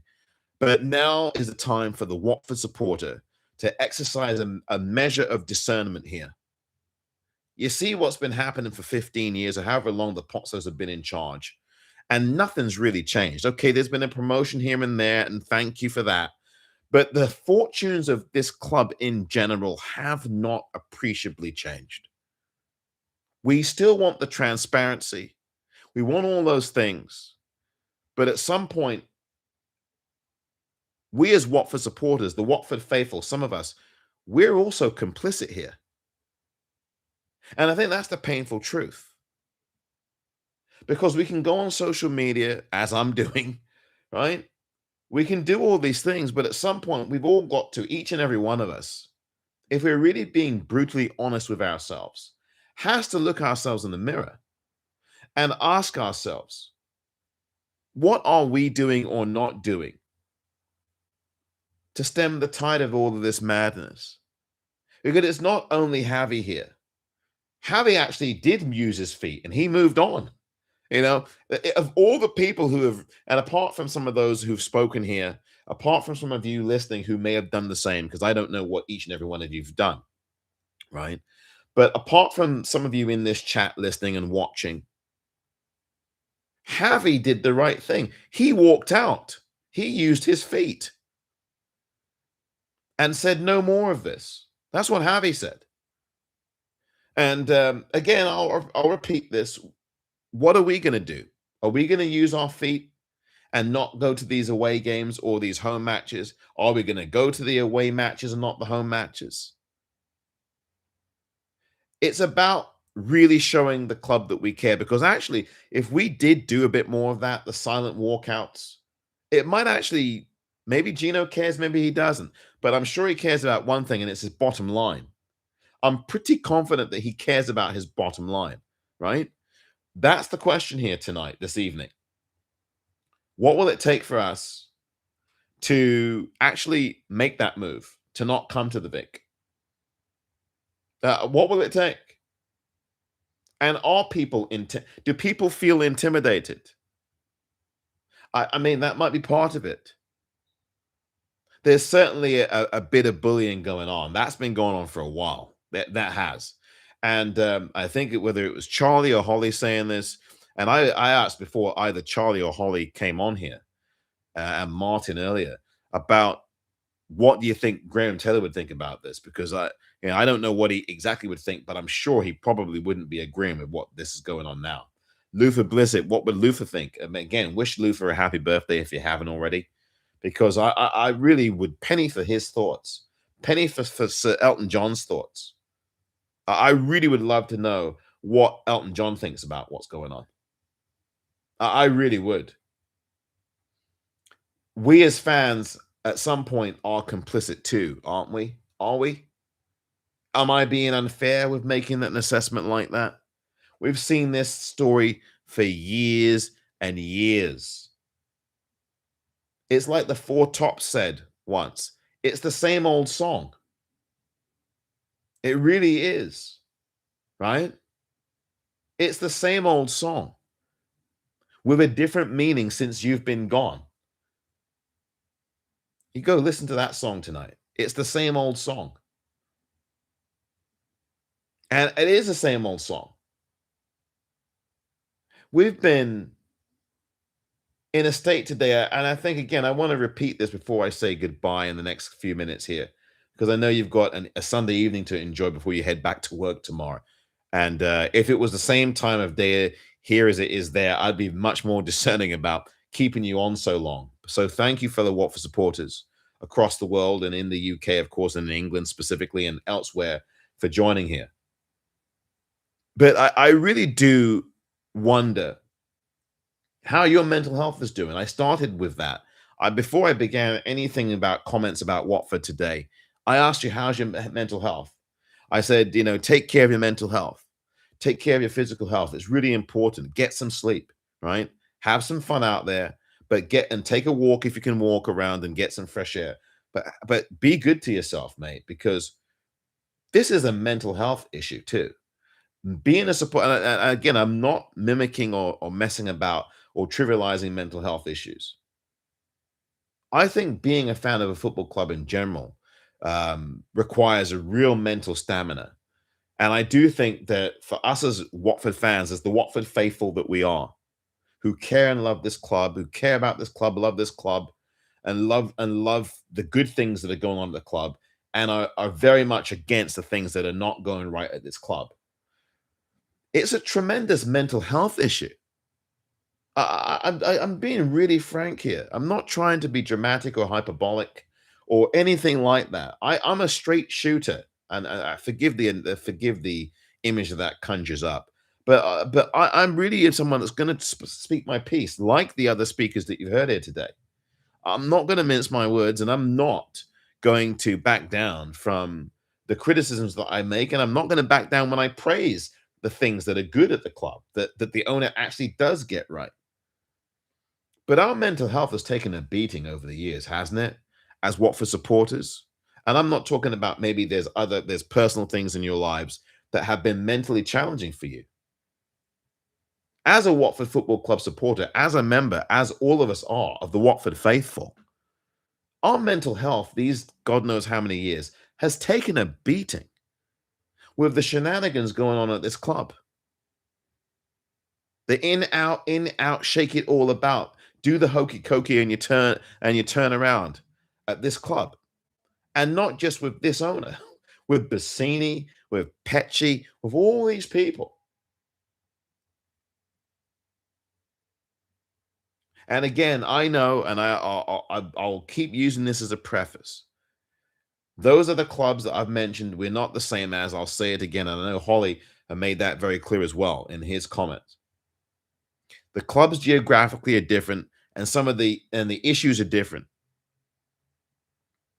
But one of the things I really do wish is that we did have a bit more passion and discernment about this, and not just on social media, off social media.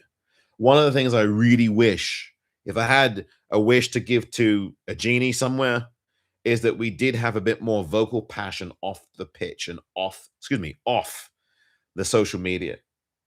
But I think that the suggestions that I've brought up about economic walkouts and the suggestions that you heard from Charlie earlier, the Pots Are Out movement, and from Holly earlier, are the kinds of suggestions that are going to be the ones that ultimately do make a difference.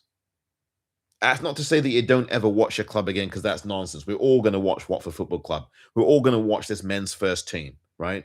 Because it's foolish to tell someone, don't ever watch the games on television. Nobody's saying that in here. None of the speakers have said that. I'm not saying that. You're not saying that. You're going to still watch them on Sky. You're going to still watch them on iFollow. You're going to still watch them on, highlights, match of the day. Does the match of the day even exist anymore? I know Gary Lineker's not on that anymore. He's left it.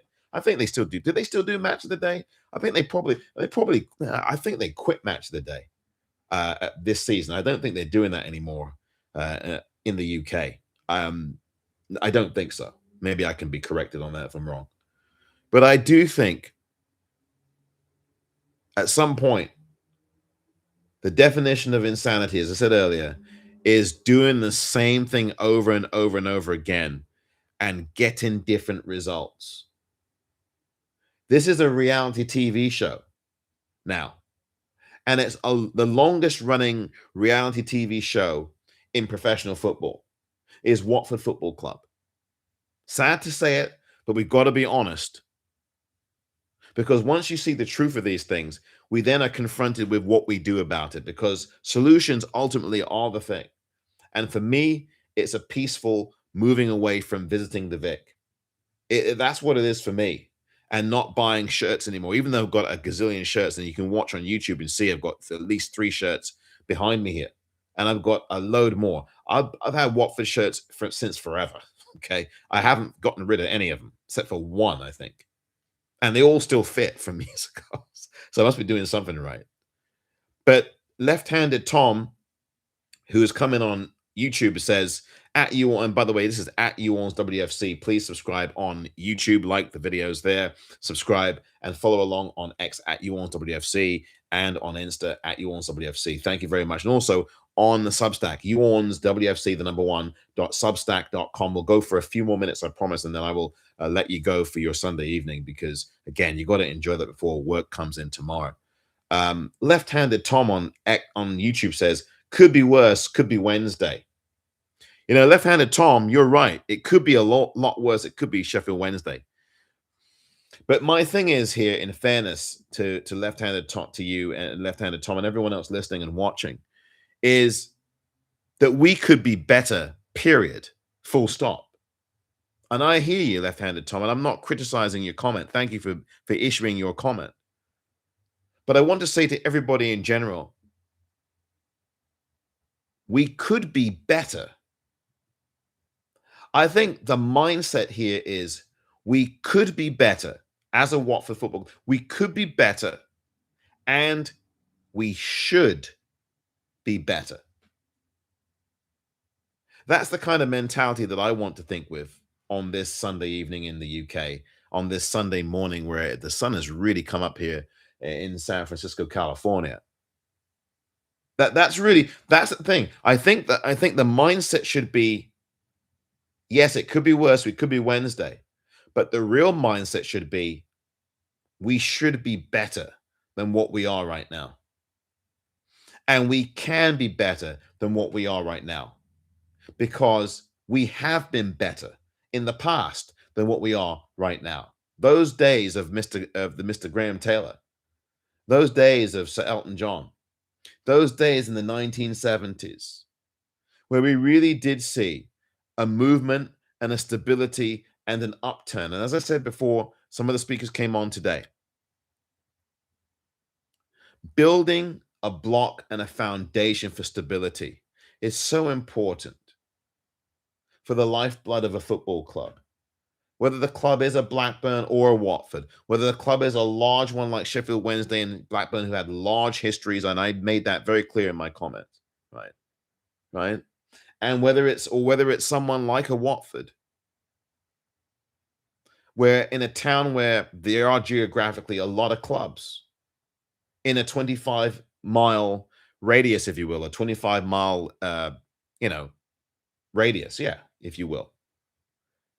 Right? You've got all these other clubs around. And I know I did say Stevenage is a bit of a joke, but you've got them clubs, right?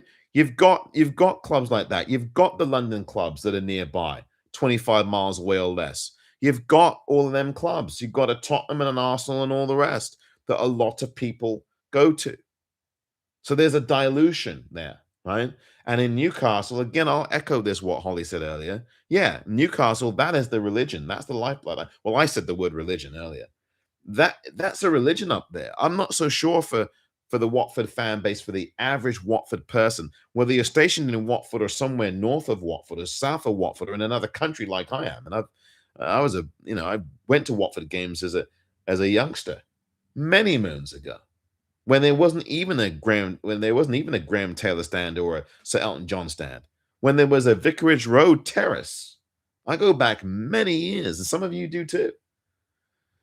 But again, I really would wonder here. At some point, what do we as fans do? Because I'm never going to say don't watch on TV, because that's silly, right? Nobody's ever saying that here.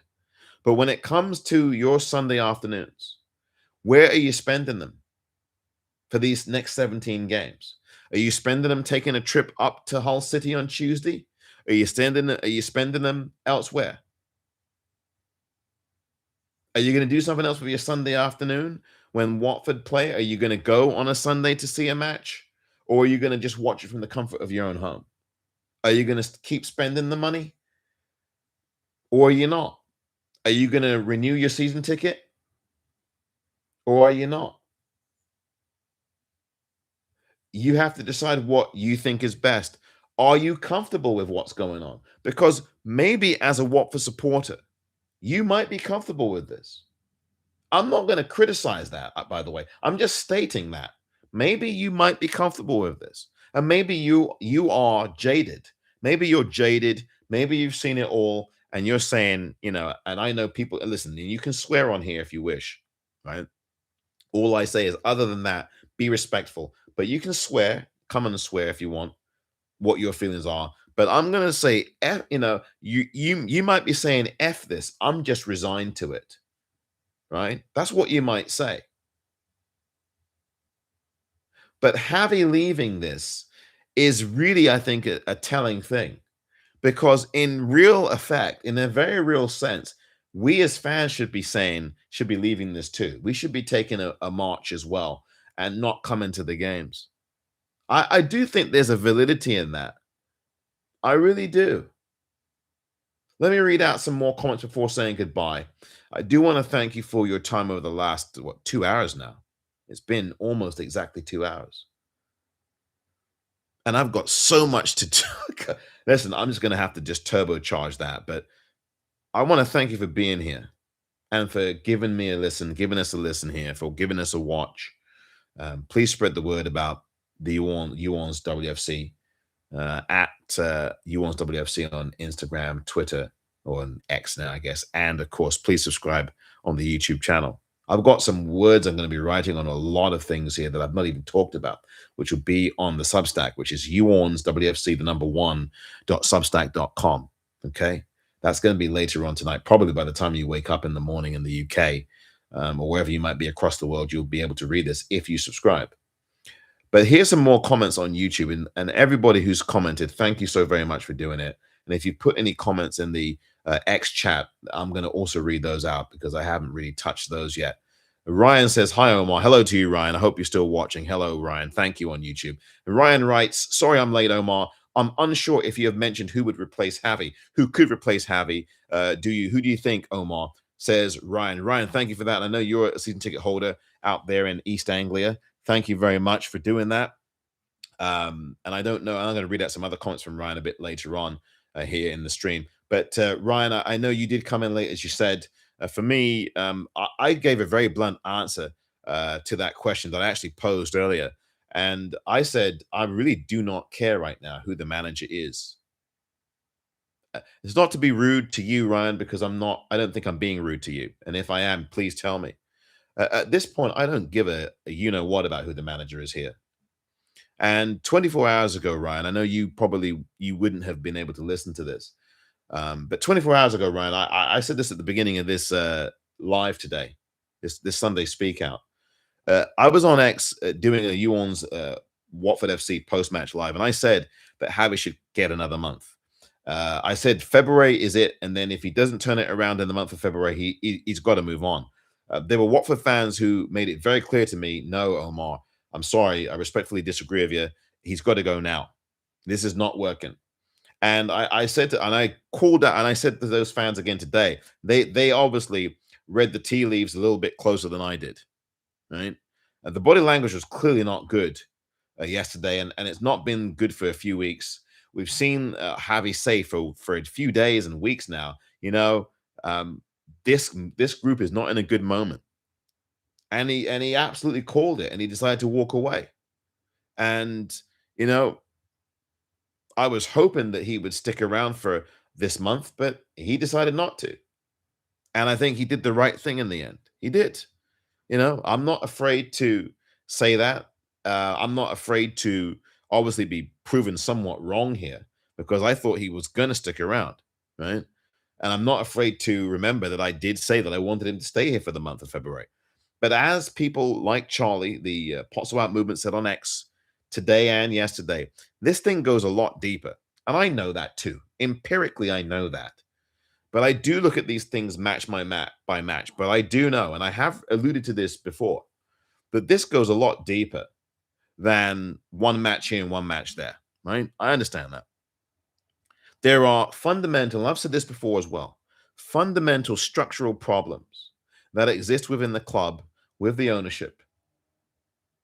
The issues around the Watford Supporters Board and wanting transparency is very important. I support that. I'm all for it. And that has to continue. That movement has to continue on, right? But what I'm saying is there's so much going on behind the scenes that I don't know about, that you probably don't know about, that really needs to be looked at. It really does. And there have been some good moments at this club under this ownership. And I do give the owner credit for a lot of those good things. But there's been things that we must admit aren't going right. And this is not the first time that you and I, as members of the Watford faithful, have identified these things. At some point, if you have a headache, you want to go get some aspirin. At some point, right? If you have a headache, you want to go get some aspirin. And we've had a Watford headache now with this ownership for so many years.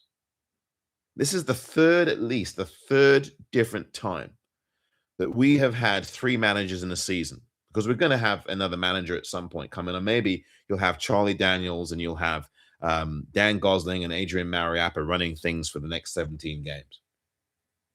But in any event, three managers in a season 3 different times in the last 5 or 6 years. It's not sustainable. It's insanity. That's literally, with all due respect to people who have mental health challenges, that's insanity. And I think at some point,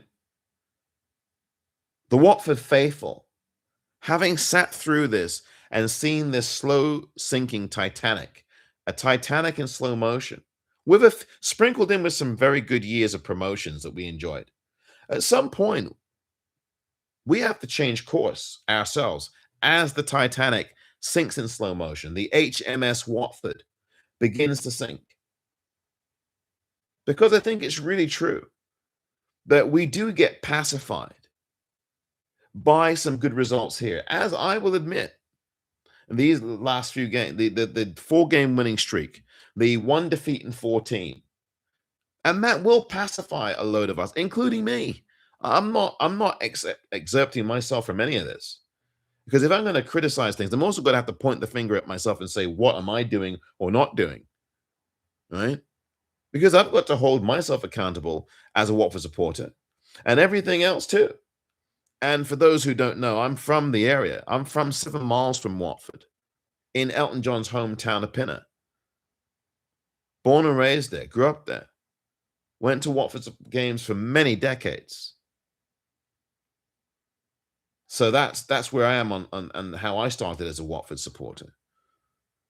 I live here in the US now, in California, but I still fly back. But I'm not flying back for this.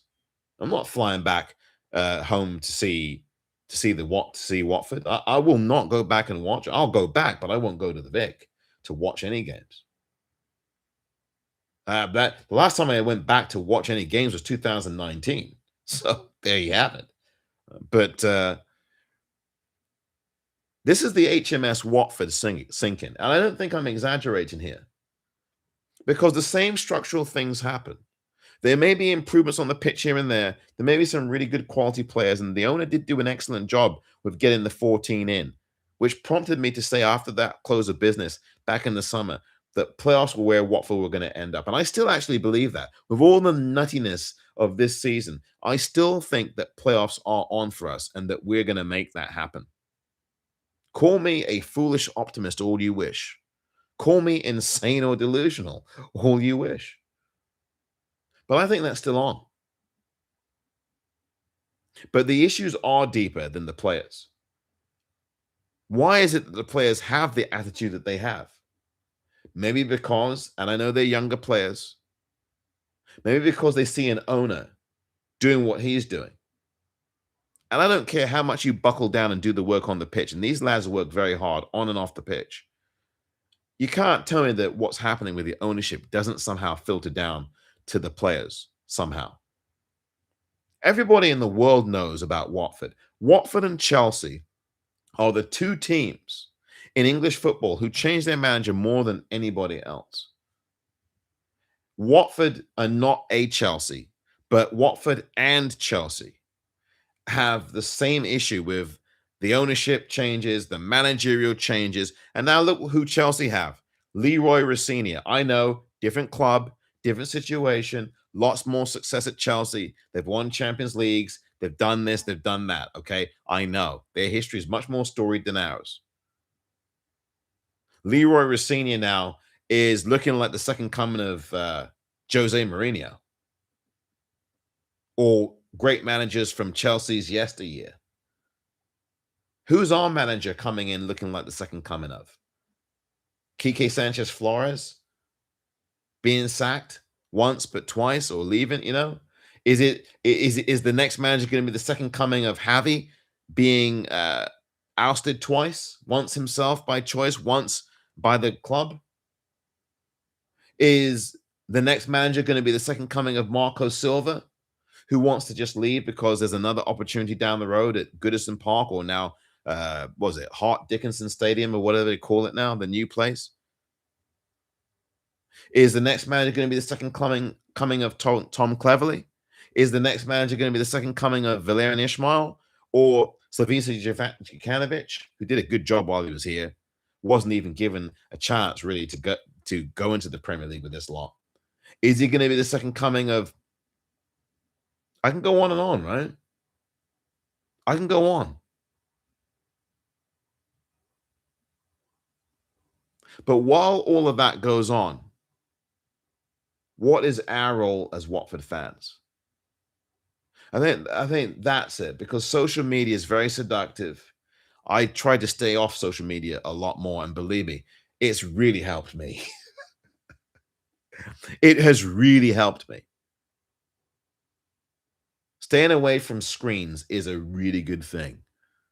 I mean, I'm not saying don't use them in time, but I'm telling you, your mental health will absolutely thank you for it, because it certainly has mine. I spend much less time talking Watford, not that because I don't love Watford, not because of that, but I've spent a lot less time on X with Watford this season, because mental health wise, oh my god, and I have a full life, so it's not like, I mean, that's part of it too, because I'm so bloody busy. But I'm telling you, life is stressful enough, mate. Life is stressful enough for all of us, right? It is I mean, this again, seriously, and I guess many of you will appreciate this too if you're older. I'm not slagging off anybody who's younger here, but I'm telling you, as you get older, this stuff to you, to at least to me, I shouldn't speak for everyone who's of a certain age, but for me, it's not that it matters less and less for me, because it doesn't. I care very much about this club and what's happening. But I'm telling you now, as I said to left-handed Tom, and as I said to Ryan, who asked this earlier on, and I'll read out your comments on YouTube. I'm sorry I've neglected you. I'll read them out in a minute. I am at a point now where I do not give two monkeys about who the next Watford manager is. I want this club to succeed on all levels, on all variables. I want the men's first team to succeed. I want the women's team to succeed, and they're doing blooming well. Boy, what a I mean, talk about stability. I mean, we know Renee Hector's done a blooming good job this season, and she's got this lot, the Watford women, doing business, doing business. Good for her and good for them. Now the men's team needs to step up, and this owner needs to either step up or step out. We've been saying that for years here, right? He did a blooming good job at the summer window. I was one of those many Watford supporters who praised him for that. I wrote about this on Substack. Please, Orns, WFC, the number one.substack.com. I wrote about this ad infinitum there, and I'll be writing more in the coming day or so. I gave him a lot of credit for that. I've given this owner a lot of credit for things that he actually has done that have been decent here and have been good here, right? But there are structural things that aren't well. And when we, as the Watford faithful, members of the Watford faithful, have a headache, we need to get aspirin for it. And every one of us is not going to agree with what I've said, with what Martin has said, with what Holly has said, with what Charlie has said. But let me tell you something. The question remains, what are you going to do? And how are you going to react? Which is why I said a good while ago now on here, what is your game plan here as a Watford supporter over the next season or so, over this remaining 17 games? Because the season's not lost here. And I asked people, do you think the season is lost? Do you think that this lot going to get promotion? Do you think they're going to make the playoffs? I asked that. Nobody's really answered that yet, except for one person. Matt in the YouTube chat did. He said probably 10th place. But then we have to ask ourselves honestly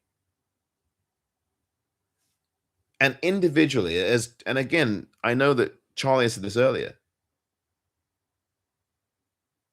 What are we asking of ourselves as Watford supporters? We know that this is mad. We know that this is dysfunctional. We know that the structure is iffy, to say the least. We know that there's things going on that aren't up on board, but which is why you have the Watford Supporters Board and many other people calling for transparency. But what, apart from me doing this and you listening, and thank you for listening, and for you on X saying the things that you say in the comments and I've read out comments and I've gone and scanned X, people saying things like, remember, people saying relegation won't be too bad. There's some great away day and grounds I've never visited. And Shash Leak Vinyl Music put that in quotation marks, inverted commas. But what are we doing?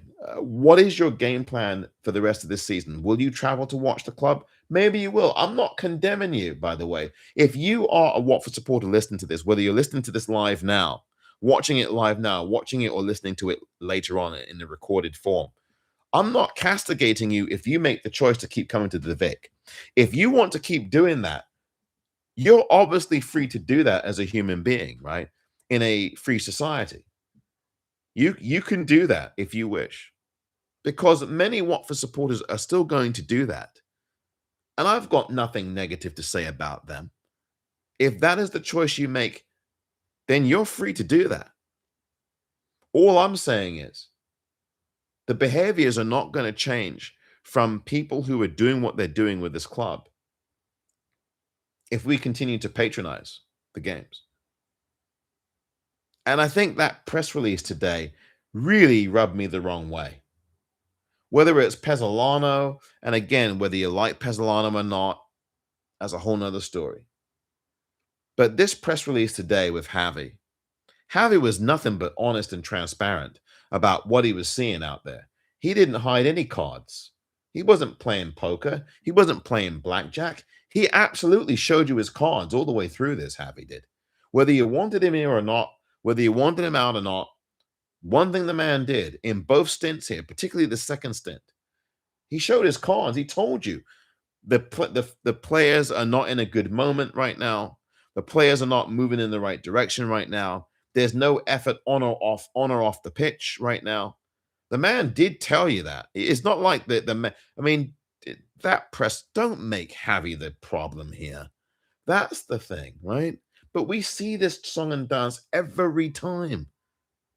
And then we still support the club and we still go to the games. Should we be traveling to Hull on Tuesday? You traveled there almost a month ago on a Sunday, no less, 4th of January of this year. And we ended up going up there for nothing, those of us who went up there. Hope you got some kind of reimbursement out of that from somebody.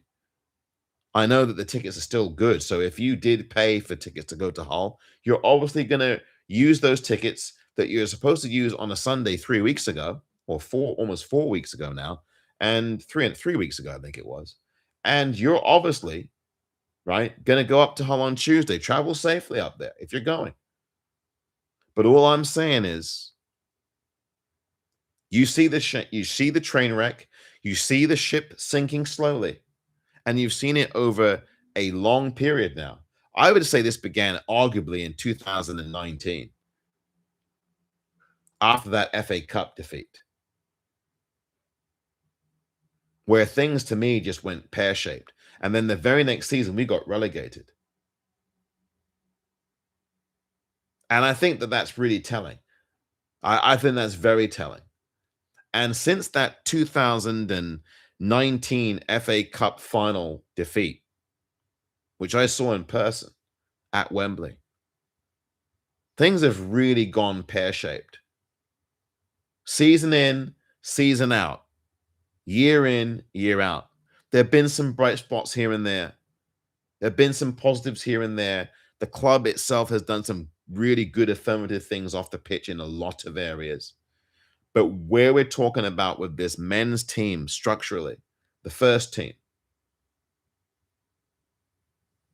there's been too much movement, chopping and changing, too much. The finances, again, there were disclosures financially a year or two ago, but there's a lot of things that still aren't right here. And some of the people who've called in and talked about some of this in a bit more forensic detail, I mean, it's up to you. It's up to all of us to decide what decision we're going to make, whether you're going to keep your season tickets next season or not, right? It's up to you. I'm not going to criticize anybody. If you are going to continue to go to these games at the Vic, You're entitled to do that. And we're all going to have different points of view about that. Right? So it's for you to think about what you think is best for you. If what is best for you is to go and continue to watch this team in person, that's the decision you're going to make. For me, I couldn't do that. If I was in the UK right now, I would not be doing that. I just wouldn't, right? Because I think the only way that these folks will understand anything at all is you staying away from merchandising or anything like that. And I think it's really true that you have to have the courage of your own convictions. You have to be confident enough to believe that your action, peaceful action, okay, is the right way to go. There's a lot of politics and all this stuff too, right? But you've got to do what makes you happy as a Watford supporter. You've got to do what makes you feel sane. Because for me, I'm sorry, this is not sane right now.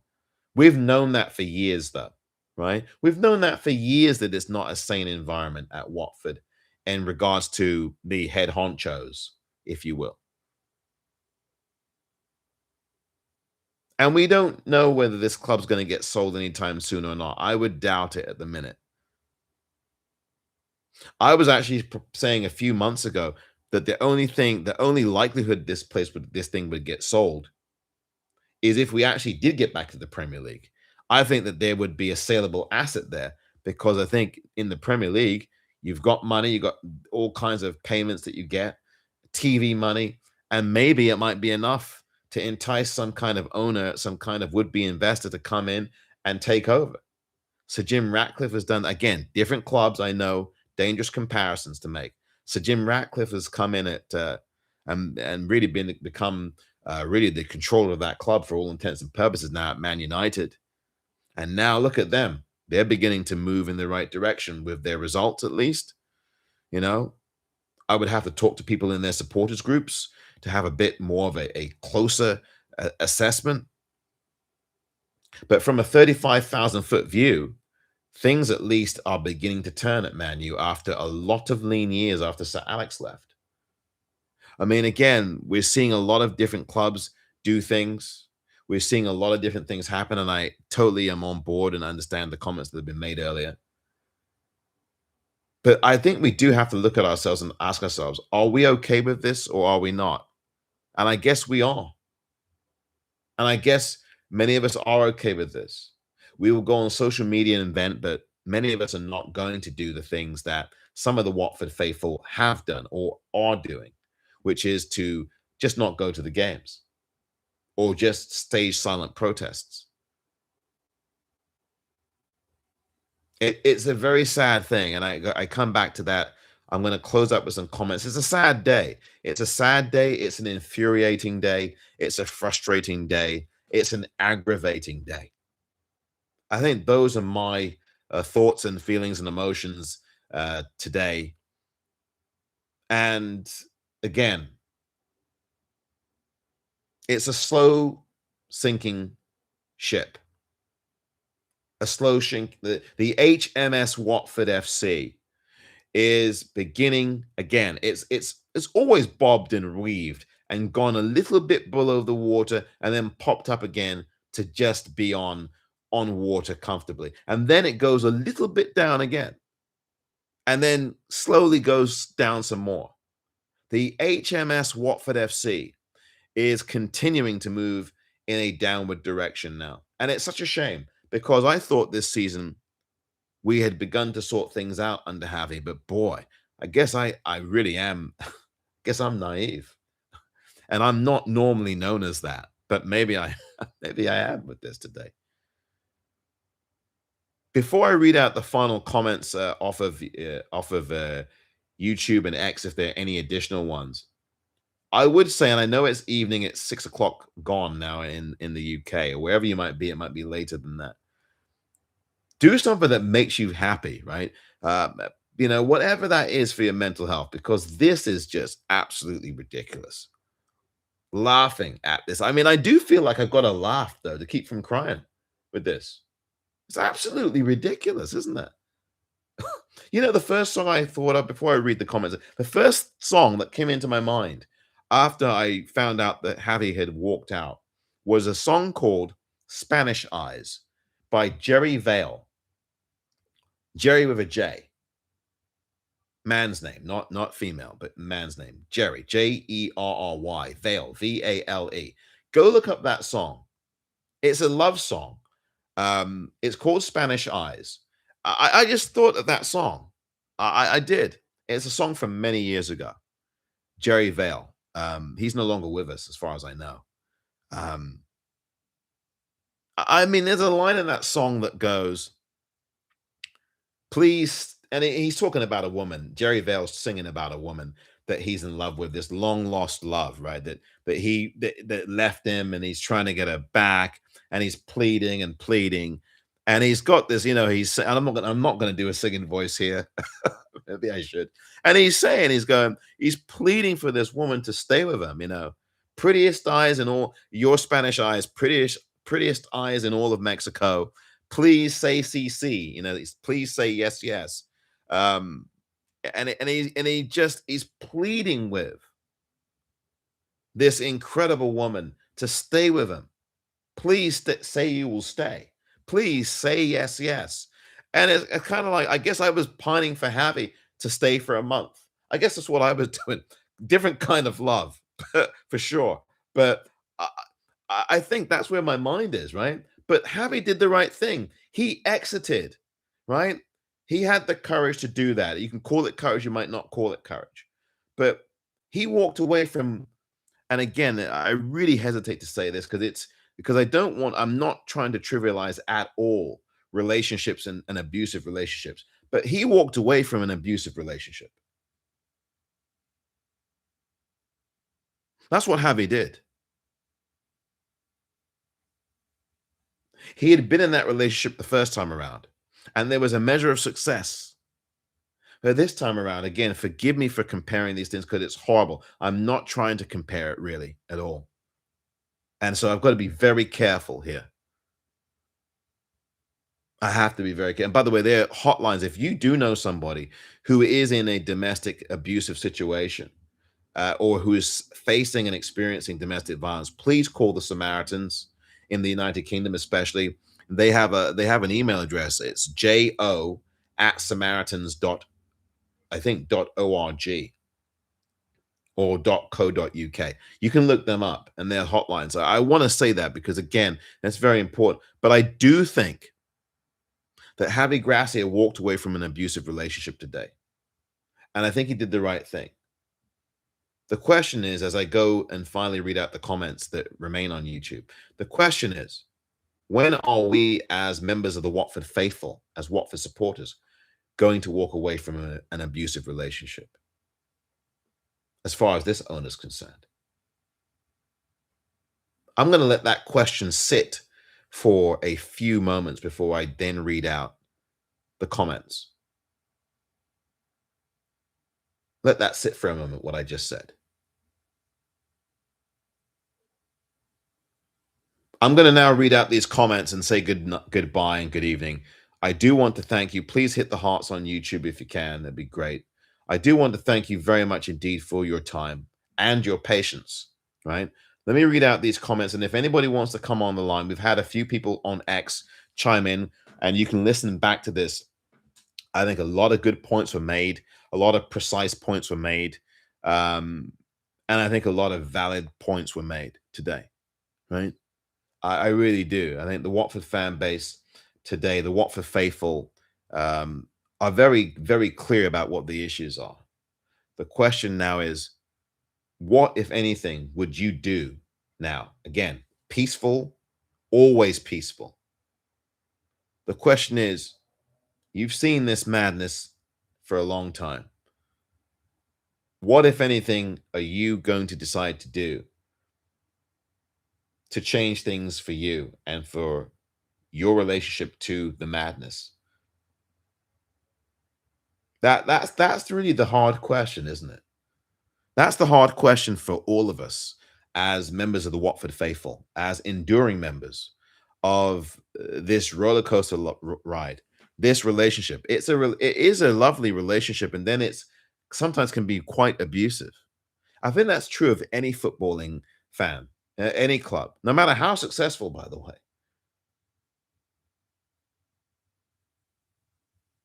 You can wear the shirt, but you don't have to buy the shirt. I wear Watford gear quite often around here, almost every day, along with New York Knicks gear. By the way. New York Knicks take on the Los Angeles Lakers tonight here, late tonight where you are, probably early morning hours where you are.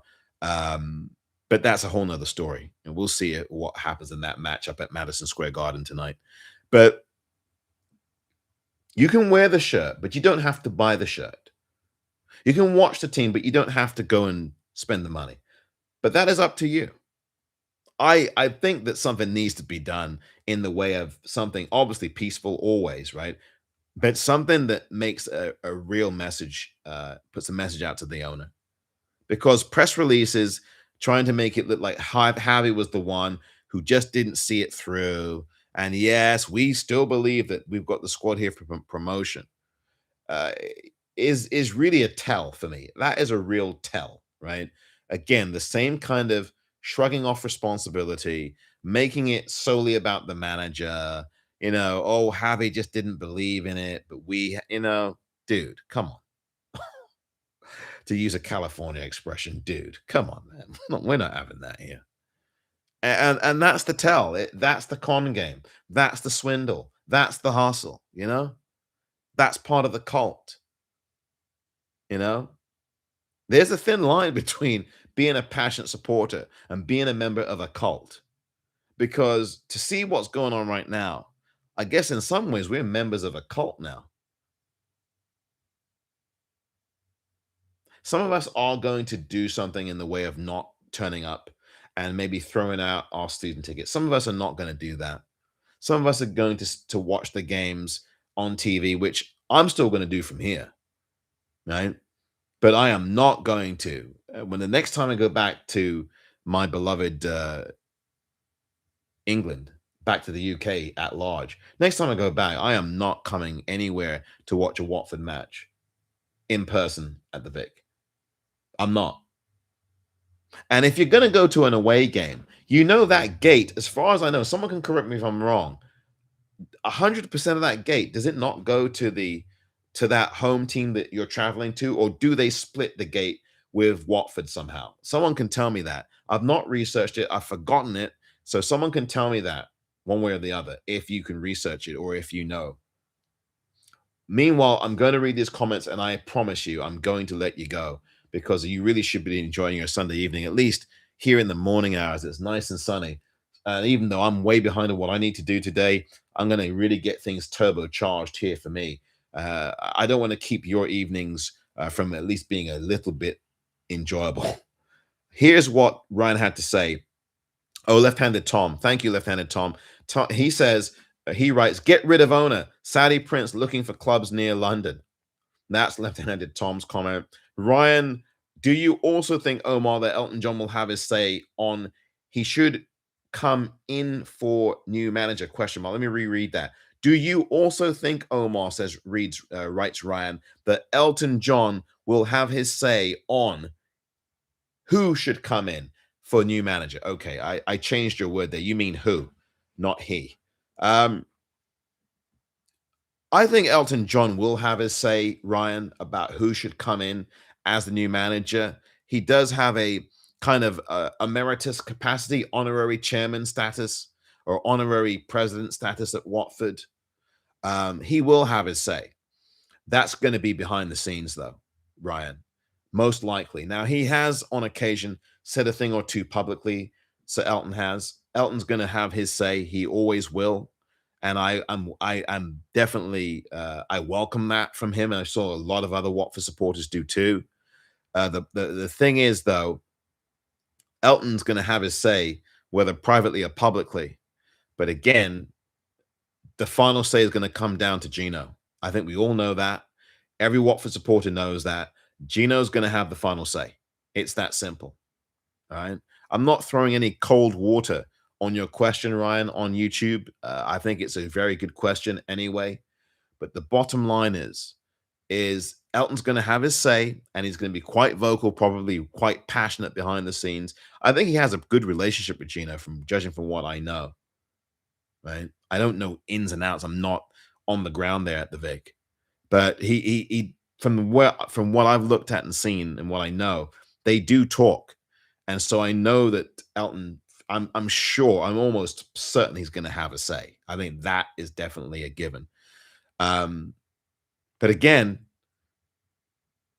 whether Gino really takes that on board or not is the other is the other side of the coin.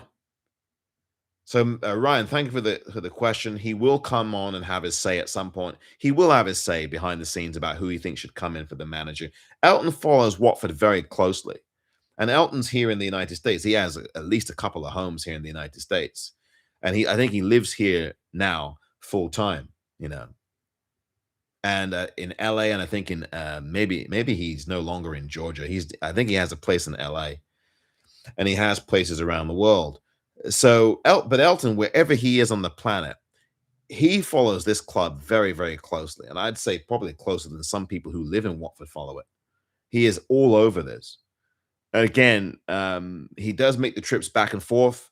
Ryan, I would be very interested to see if he makes another trip to Vicarage Road this season. I expect he will. He was here for the Blackburn match when they introduced his shirt back in October of 2025. Remember that? He was in the director's box as he sits in the Sagram, or the Graham Taylor stand, I should say. That was unfortunately a defeat for us. That was the first home defeat. So Ryan, that's my answer to your question. He will definitely have a say, in my view, and I think you probably think that as well. But I think since you asked me, Ryan, thank you for asking. I think he will have a say behind the scenes. Left-handed Tom has spoken. Matt says, Omar, match of the day is still the highlights program in the UK, the Premier League on TV, and the Championship highlights are on a program called EFL Highlights on TV in the UK. Thank you, Matt, for that, because for many, many years, match of the day, and I remember it many, many years ago, and also the big match so you can tell how old I am, from many years ago, Brian Moore and all of that, and before him, the big match. I remember watching those many years ago now. And the big match is no longer on in the UK, but I had thought that match of the day, because I know Lineker left match of the day and announced he would leave. And so I thought that they were going to just say that was the end of match of the day, but obviously not. So thank you, Matt, for that. I know you wrote that quite a while ago. Thank you on YouTube for all of you who've commented. Ryan says, I reckon next season for my season ticket may go up again, but I don't know yet. Ryan, thank you for the comment. I know you wrote all these things. All of you wrote these things at least 25 minutes ago. And I just want to finish by reading out the rest of your comments. And Ryan, season ticket, you've got a big decision to make, like every Watford season ticket holder does now. Are you going to stick or twist? Now, you still got 17 games of your season, right? You're going to go. I'm not advocating that anyone with a season ticket now stop going. That's already been paid up, right? So you're going to go to the matches where and if you can. But I'm thinking about the long term, the long game here. The long game here is next season. And what are you expecting? I know it's hard to say because we don't have a transfer window yet for the summer of next year, for this year yet. But we do have a transfer window tomorrow, and you can predict what's going to happen. 11 o'clock p.m., right? Tomorrow night, just over 24 hours from now, you can predict what's going to happen here. I'll leave it at that. Joe says, just tuned into the last 15 minutes, and Joe wrote this a while back, so it's probably the last 40 minutes now. Think you speak a lot of sense. Thank you, Joe, for saying that. It's very kind of you. Joe writes on, he continues here. I'm just feeling numb to it all at this point. No responsibility or accountability from the top. My bet is they pressured Javi out. Joe, again, that's actually something, and Joe, thank you for that comment and for your kind words. It's truly appreciated here. If you like this channel, Joe, please, on YouTube, please subscribe to it at Orns WFC, okay? And please follow along on X and on Instagram at Orns WFC as well. And please also, I'm going to put this in the chat now, please also subscribe on Substack to Orns WFC, the number one,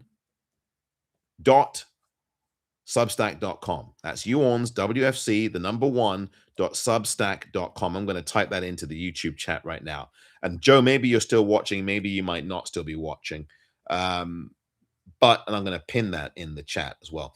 But Joe, thank you for saying what you said. That's very kind. I appreciate that very much. Continue to come back here and continue to watch us on YouTube and continue to listen on X as well.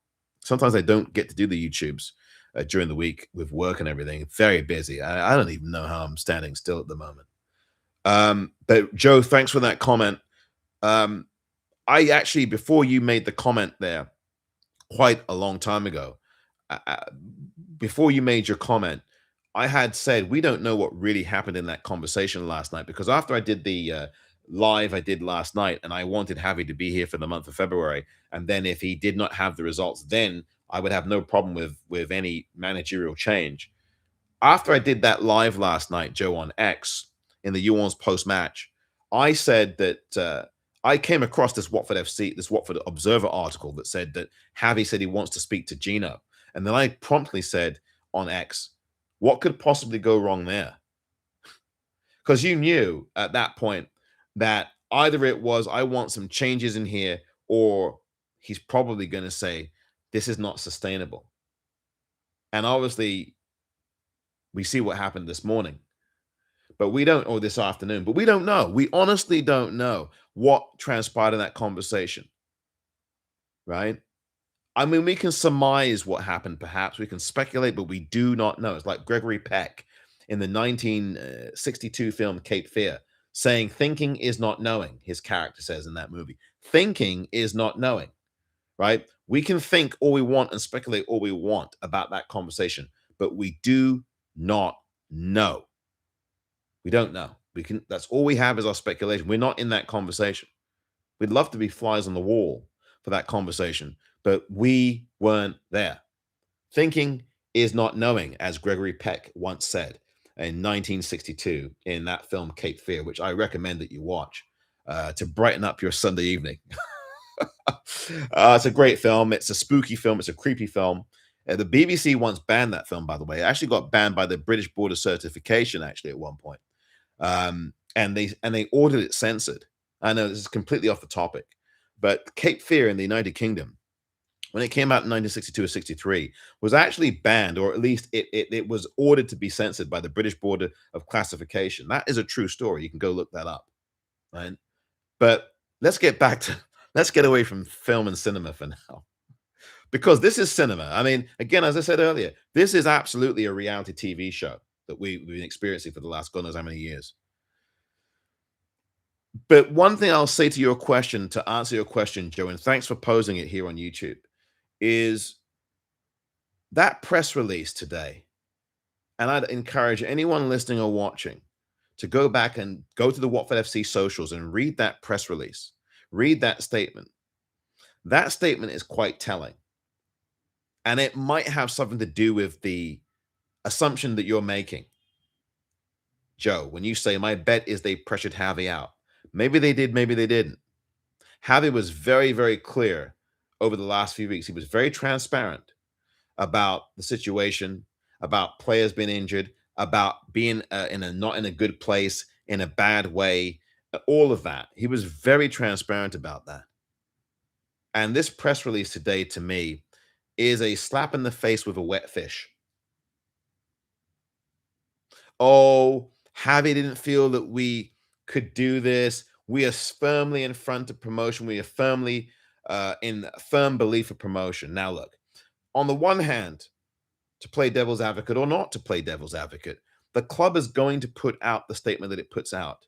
The club is not going to put out a quote unquote statement that is negative, although there are statements that the club has put out in the past that are downright negative. Ask Tom Cleverley about the statement about Coventry City a year ago around this time. If you want to talk about, so the club does put out negative statements when it wants to let people know that Tom Cleverley is on thin ice. And if it wasn't for you and I and the rest of the Watford faithful out here, Tom Cleverley would have been gone a year ago. As such, your pressure and our pressure, my pressure, your pressure, all of us as Watford fans, were really, in my view, the singular reason. Now, you might want to say, well, there was a manager lined up, but nobody else. But there were things that were hiccuping in the road, and so Gino couldn't change. Fine, maybe that was true, maybe it wasn't, right? But still, you and I, members of the Watford faithful, all of us here, we put a lot of pressure. We kept talking, we kept using our voices on socials, right, to keep Tom in post until he wasn't there anymore, right? And if you haven't listened to this in full, I would encourage you, and I know it's been quite lengthy, to go back when we conclude here in a few short minutes and go back and listen to a lot of what's been said, not just by me yapping my head off for 2+ hours, but also by a number of people who've come in here and spoken about things. And people on YouTube have made comments as well, who I think have made some very instructive comments here, right? But the point I'm really looking at here, to answer your question, Joe, is it's just very interesting between what Javi has said the last few days, Cipriano now possibly out for the year, Vata out for the year, the changes that are being made. Tomorrow night's going to be very interesting in the transfer window. You got Tuesday with Charlie Daniels and Dan Gosling and Adrian Mariappa and co. It's going to be a fascinating time the next 48 hours, mate.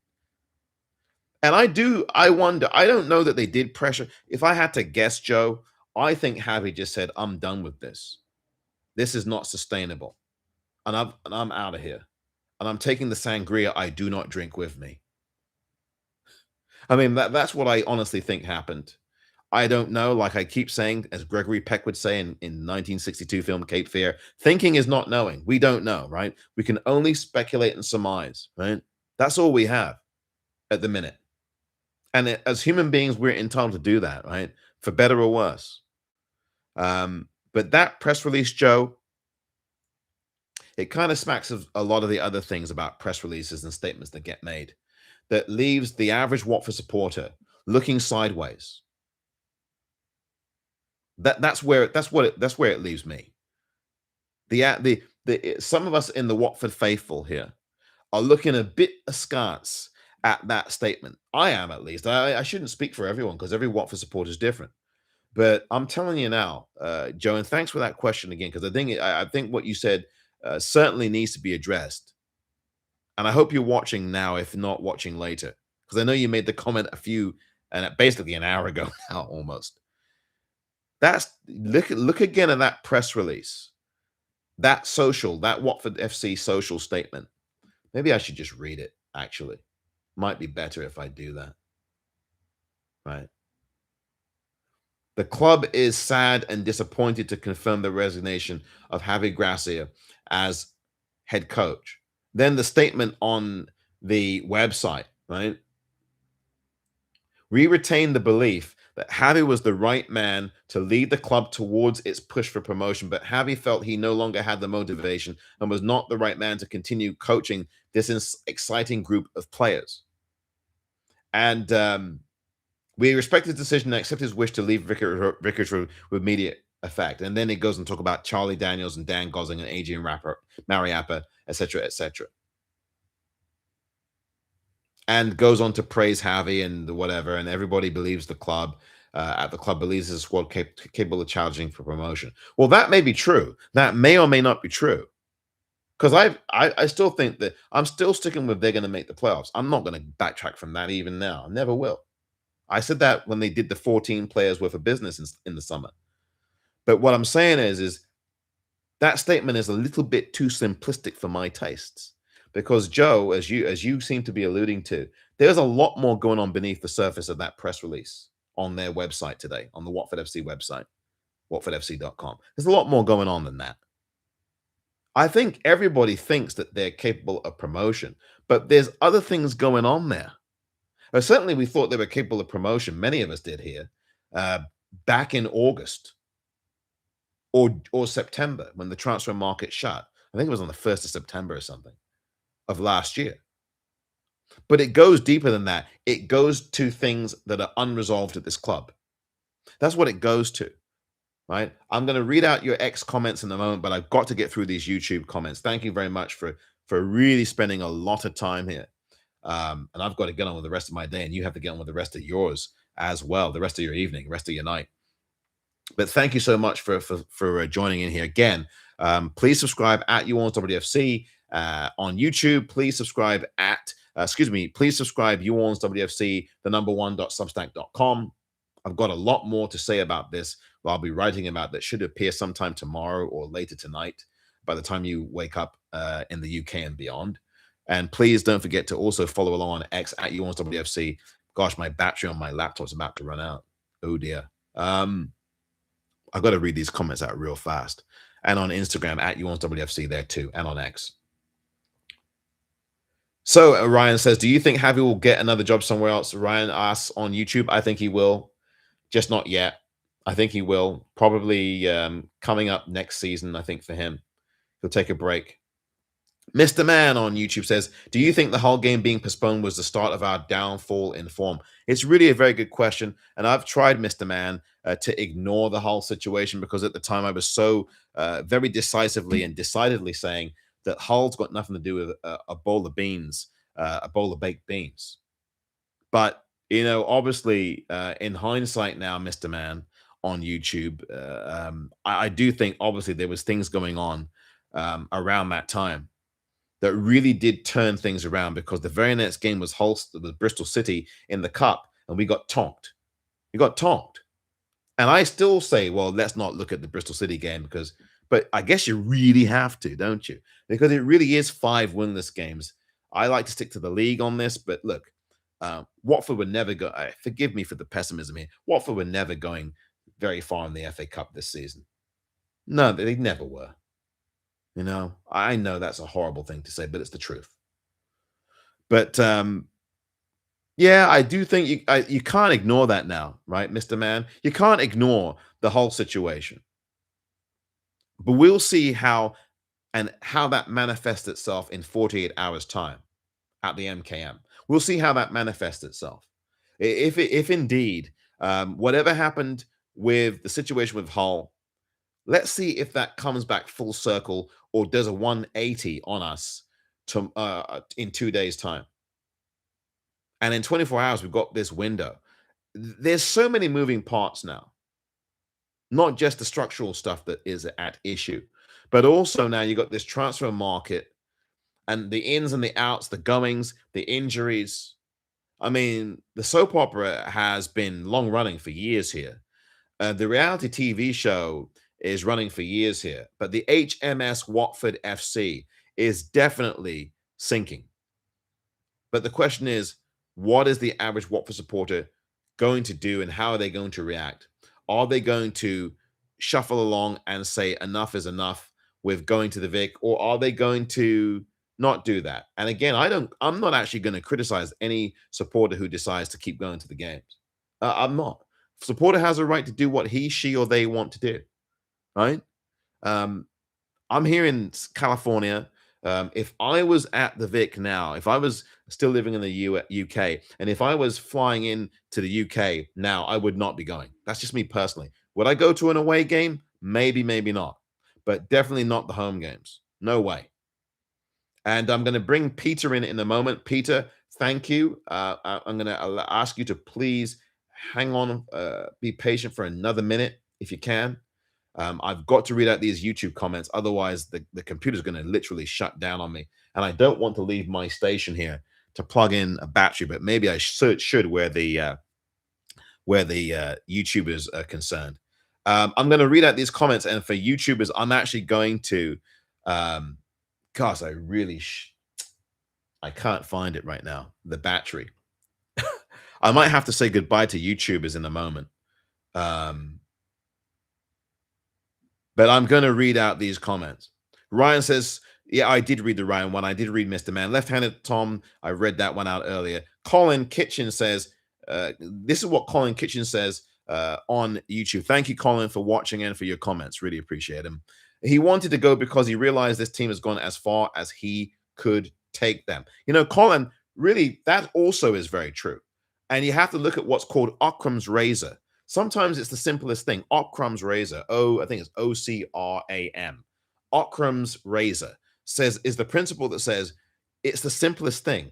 that is in front of you that is the probable cause of what the thing is, right? Sometimes it is the very simplest thing, as Javi probably did decide that this is as far as he could go. And Colin, I think you're right actually on that, because there are structural issues that pre-exist anything to do with Javi. But I think you're right, Colin. It could just be the very simple Occam's razor principle, which is, yeah, Javi said enough is enough. I cannot take this bunch of players any further. And he said, vamos, I'm done. Adios. I'm taking the sangria I do not drink with me. So, Colin, thank you for that. I think, I think that is one of the simplest, not you, Colin, one of the more clearer explanations is, hey, he's had enough. And he certainly did signal that. Peter, I promise I'm going to get to you in 30 seconds. I really want to read these comments, and thank you. I'm going to bring it on in a moment. There's a lot more battery life on the phone, but the laptop is rapidly dwindling, and I've been getting some warnings about that. So, and I'm so in an element right now. I'm not going to leave my seat here to plug this in. But YouTubers, I'm going to add the connection, the link for the live on X that you can probably listen to. That's going to go on a little bit longer, for a few more minutes at least, before I do sign off on X as well. So I apologize to you on YouTube, but I thank you. I'm going to read out the rest of your comments. Colin continues on. Colin writes the following: Tom Ince doesn't seem confident enough to be captain. That is quite a thought there, Colin, as well. I think Tom Ince has done a great job this season, given the circumstances. Has been out of the team, then in the team, out of the team, then in the team. I think did he ever get the captain's armband this season? Maybe once, maybe not at all. Maybe he got the captain's armband when someone got subbed off in a game. I don't think he started and maybe he did start as a captain in one of these games. Maybe it was in one of the cup games or something. I don't know. I think Ince has had a good season considering everything. I think he's been a model professional and a model veteran considering everything. Javi's trusted him. Javi loves him. I don't know about the confidence part. I think he's a confident player, but your point's well taken. If you think he's not confident enough to be captain, maybe he doesn't have the stature for you to be captain, perhaps, Colin. I have a different view on that. I mean, I think that I think he's confident. I think he could be captain, and I think he should be captain, actually. But whether or not he's got the stature to be captain might be something that you're referring to as well. I don't know. But Colin, again, thank you for the comment, as always. And Colin again adds, the moral is, don't pretend we are better than we are. I'm going to repeat that as I get another low battery alert. Colin Kitchen writes on YouTube, pardon me. And thank you, Colin, for the comments. The moral is, Colin writes, don't pretend we are better than we are.